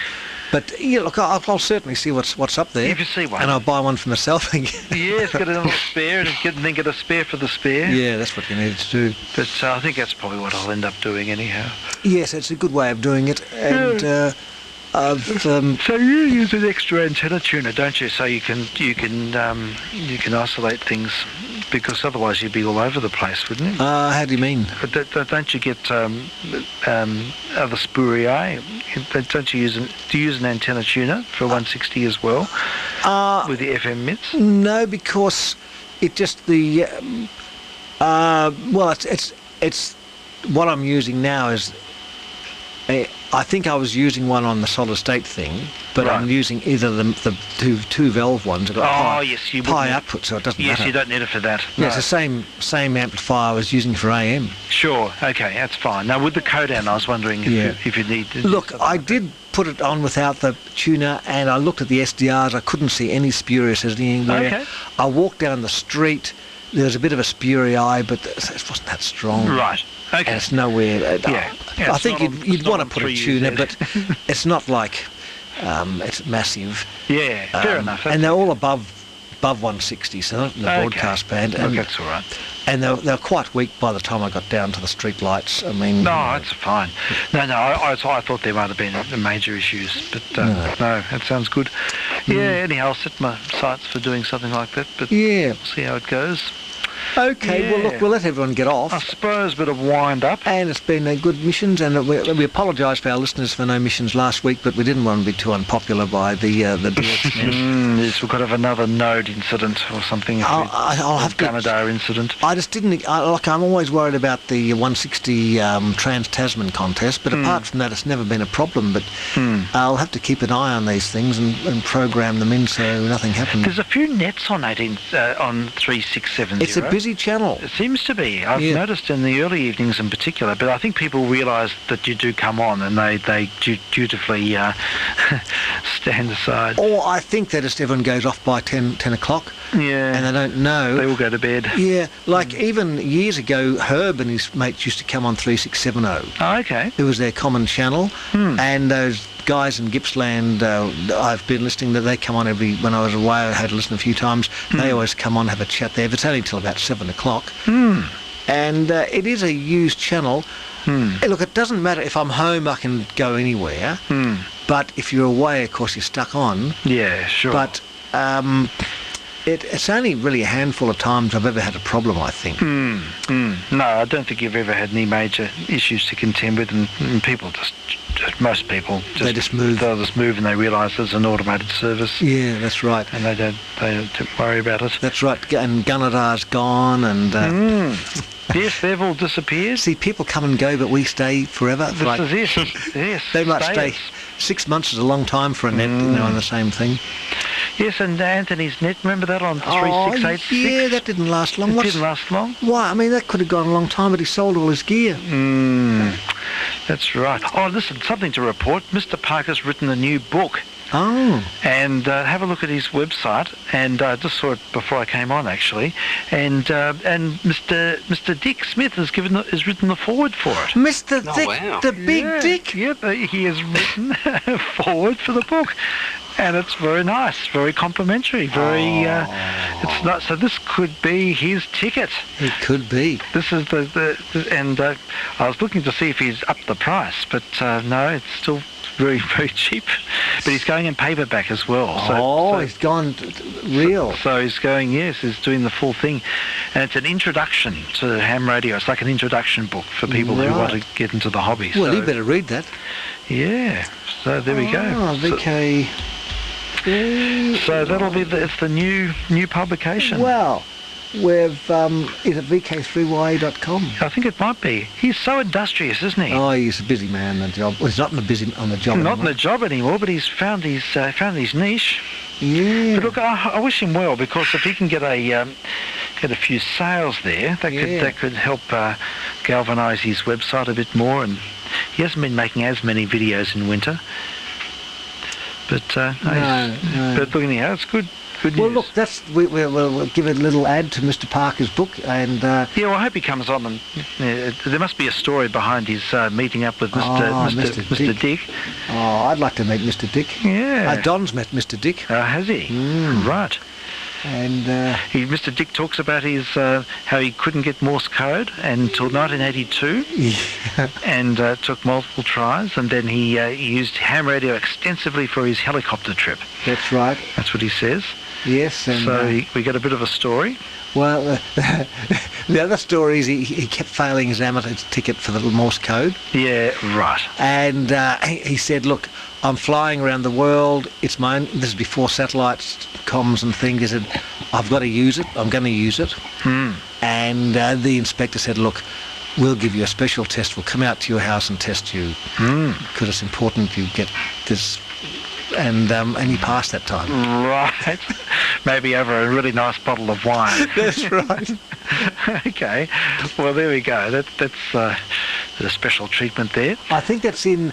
There's a few videos where he's talking at radio clubs, and that's what he's talking about. He tells the tale. Well, good luck to him. Yeah, he's been a great ambassador for the hobby in many ways. Yeah. But it's great that he's sanctioning Peter's book. It's good. I'd like to have a look. Well, if you want to go and support Mr. Parker, I'll be paying my $6 to give him. I'll reacquaint myself with all of the particulars. Well, and he can give it to people to read and boost the thing. Yes, boost the amateur radio population. Yeah. Yeah, so that's all good. What people do with amateur radio? Well, what would you do with it? Sounds boring to me. Yes, it's not the easiest sell. No. For a young person, I have to say. Not the easiest. I can't. I'm surprised any young people are interested at all, unless you've got interest in RF or something, which is a possibility. But it's just it's like if I was born like 30 years ago or something, I wouldn't be interested in this now. I'd be all into. I'd be doing ASMR videos. I'd be big star on YouTube. Like I'd be getting into that. I'd be. What would you be doing? I don't. Well, I'd be doing something. Yeah, you'd probably be more PC related, maybe. Yeah, or maybe. Well, you might have been a Dave Jones. I could have been a Dave Jones. Pull things to bits. Yeah. Yep. And wrecking things. Yeah. Although I don't know. I don't want to be a star. It's hard. Like, see. Being stuck doing like your thing, you're stuck doing it now. You've got to get home every Friday night. I know, every Friday night. I'll have to break the cycle, I think. Unless you build an automation system. That's something.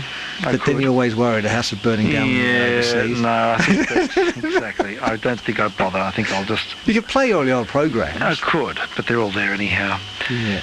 Which no one will ever want to see. I don't know why I'm logging them. Do you get many views on the logs? Oh, they average about 25 each. Oh, that's not too bad.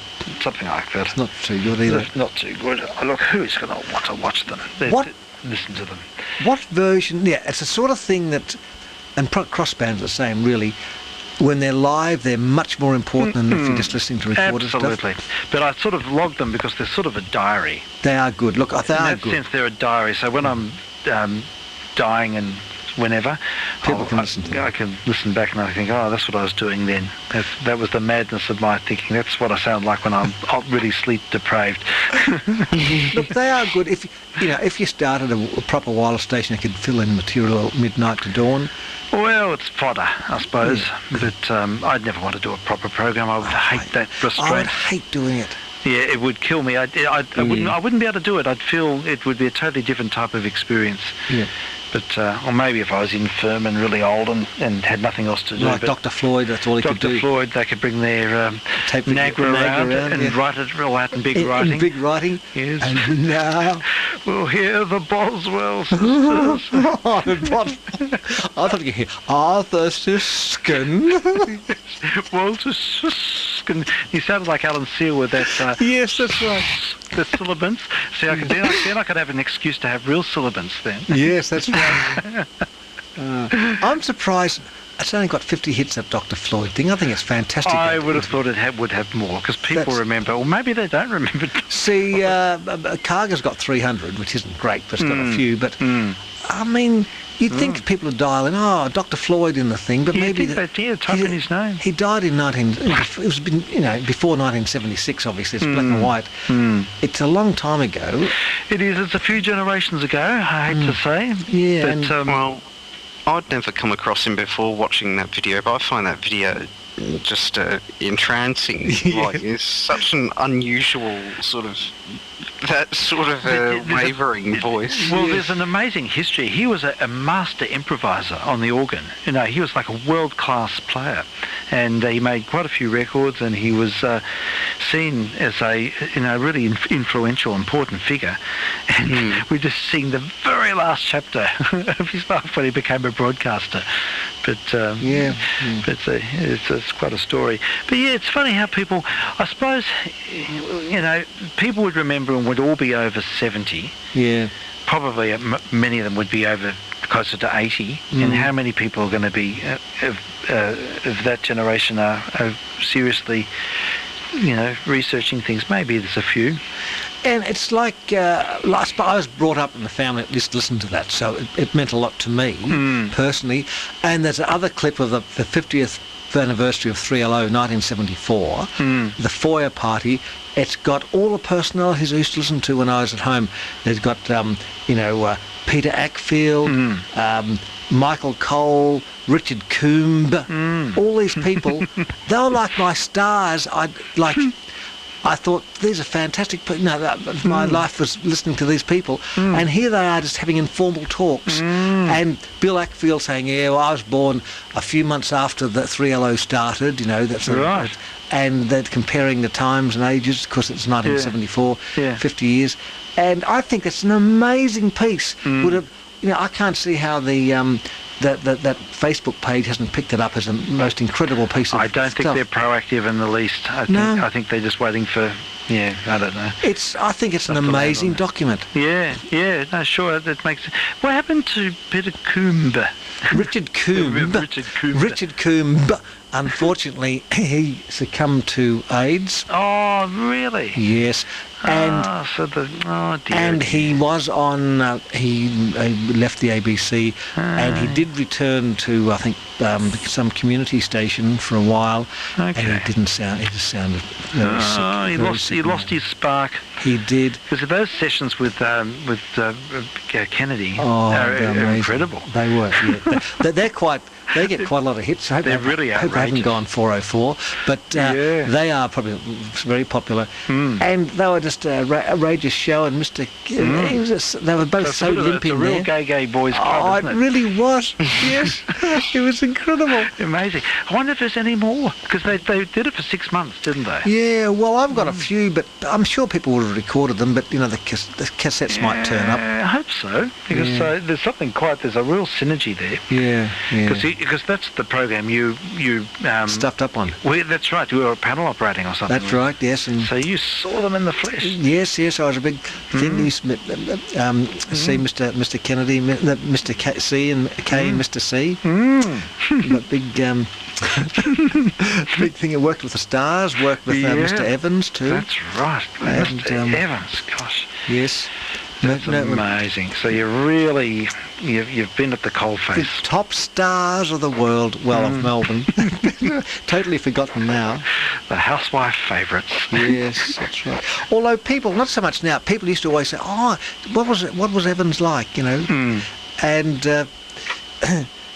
I think when I was driving, I did listen to the stream before it went off just to see if it was working. I went to the old time radio one, and it was the Evans tribute with Mary Adams and everything. Yes. And he's saying, people will always ask you, what's he really like? And he said, well, he was just like he is, you know, and so I listened to that and all that.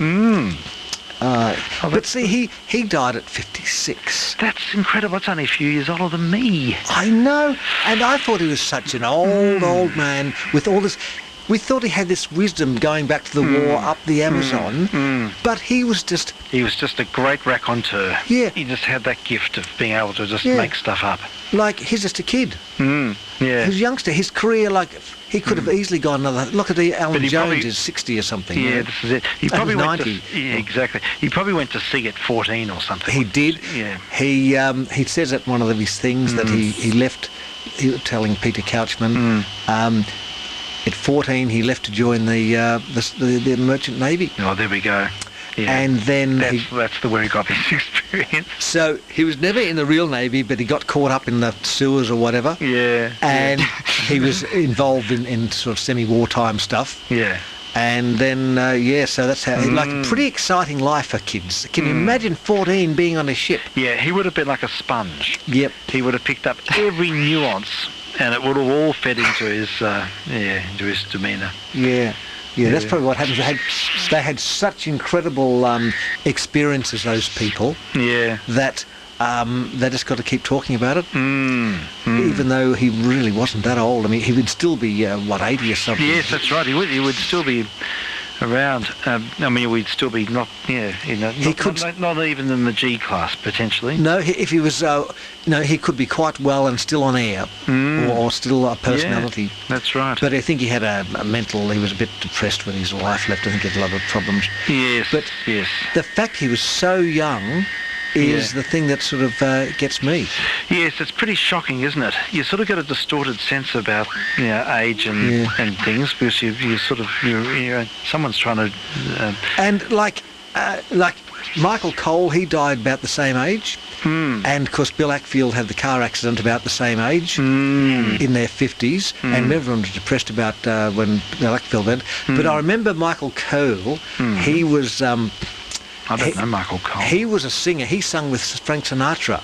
Really? Yeah, he was a big singer, and he did the Saturday show on the ABC. Right. And he used to walk around. He was a booth announcer on ABC. And I remember one day he came into the booth, and he was quite a friendly guy. He said, Dave, I went to the doctor the day.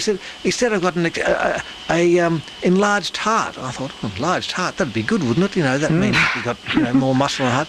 I don't know, what's it mean, enlarged heart? He said, it's not so good. I said, I suppose, I don't know, if it's okay. Yep. And a couple of days later he was dead. He dropped dead? Yep. Oh dear. And I didn't know anything about hearts. Now I'd say, shit, that's pretty bad, Yeah. And I thought, well, what's wrong with getting large muscles are good? Oh, jeez. Well, there we go. That's all really sad. It was quite sad, yeah. Yeah, gosh. So all those people in that video, I'll go and have a look at it again. Yeah. In fact, I would say everybody in that video is dead. All gone, and even the building's gone. I know, even the steps have been torn up, and it's all gone. You might get a few more views on that video because I've just shared it to Facebook. That will be good. Not. And which Facebook? Not. Not the broadcast Australian radio. Oh, okay. That could go in. That could be Yeah, good. that could be an avenue into the other one, potentially. Yeah. Look, anyone wants to put my clips on any Facebook, go ahead. I don't like doing it, but Dan's he put the one on their trip to 1949 trip to Wilson's Prom, and it went amazing, went viral for a few days. Okay, well, It's that's got great. over 1,000 hits or Well, something. there we go. That's well worthwhile, isn't it? That's good. Yes. I don't know. I think it might be another avenue towards it. It's interesting to see if you do see a spike. I mean, you might get 1 or 2 views, or you might get 50. Who knows? Yeah. Anyway, I should probably get But to they bed. say, I think we should all get to bed. Facebook is the medium, isn't it? It is, yeah. That's what you got to use. Yes. All right then, gentlemen. Okay. I'll say cheers. Yep. Okay. And See you later. Thanks for the hosting, contact. Dave. Okay, Yeah. we'll see you later. Oh, just before you go, what version of the Choo Choo Chan thing did you play last night? Oh, that was the butterfly one. Right. Yeah. From which site? It's from the same site. CDP, whatever. Yes, they're CDP Vintage Japanese Music. Okay. I can send you a link if you want. I know the one. Yeah. There's 2 of them with that particular Watanabe Hamako or something. Yeah. The first one's China Night. And Oh, the that's other- beautiful. That's the one. That's great. Yeah. And the other one of hers is the something butterfly. Yeah. Yeah. So Okay. It's up there. Alrighty. Okay, we'll say morning. We'll say yes. Cheers for now. Thank Cheerio. you. VK3SL now clear. VK3BK clear. Okay, well that's good. See you We've soon. we've had a big night of missions on the air, and we'll probably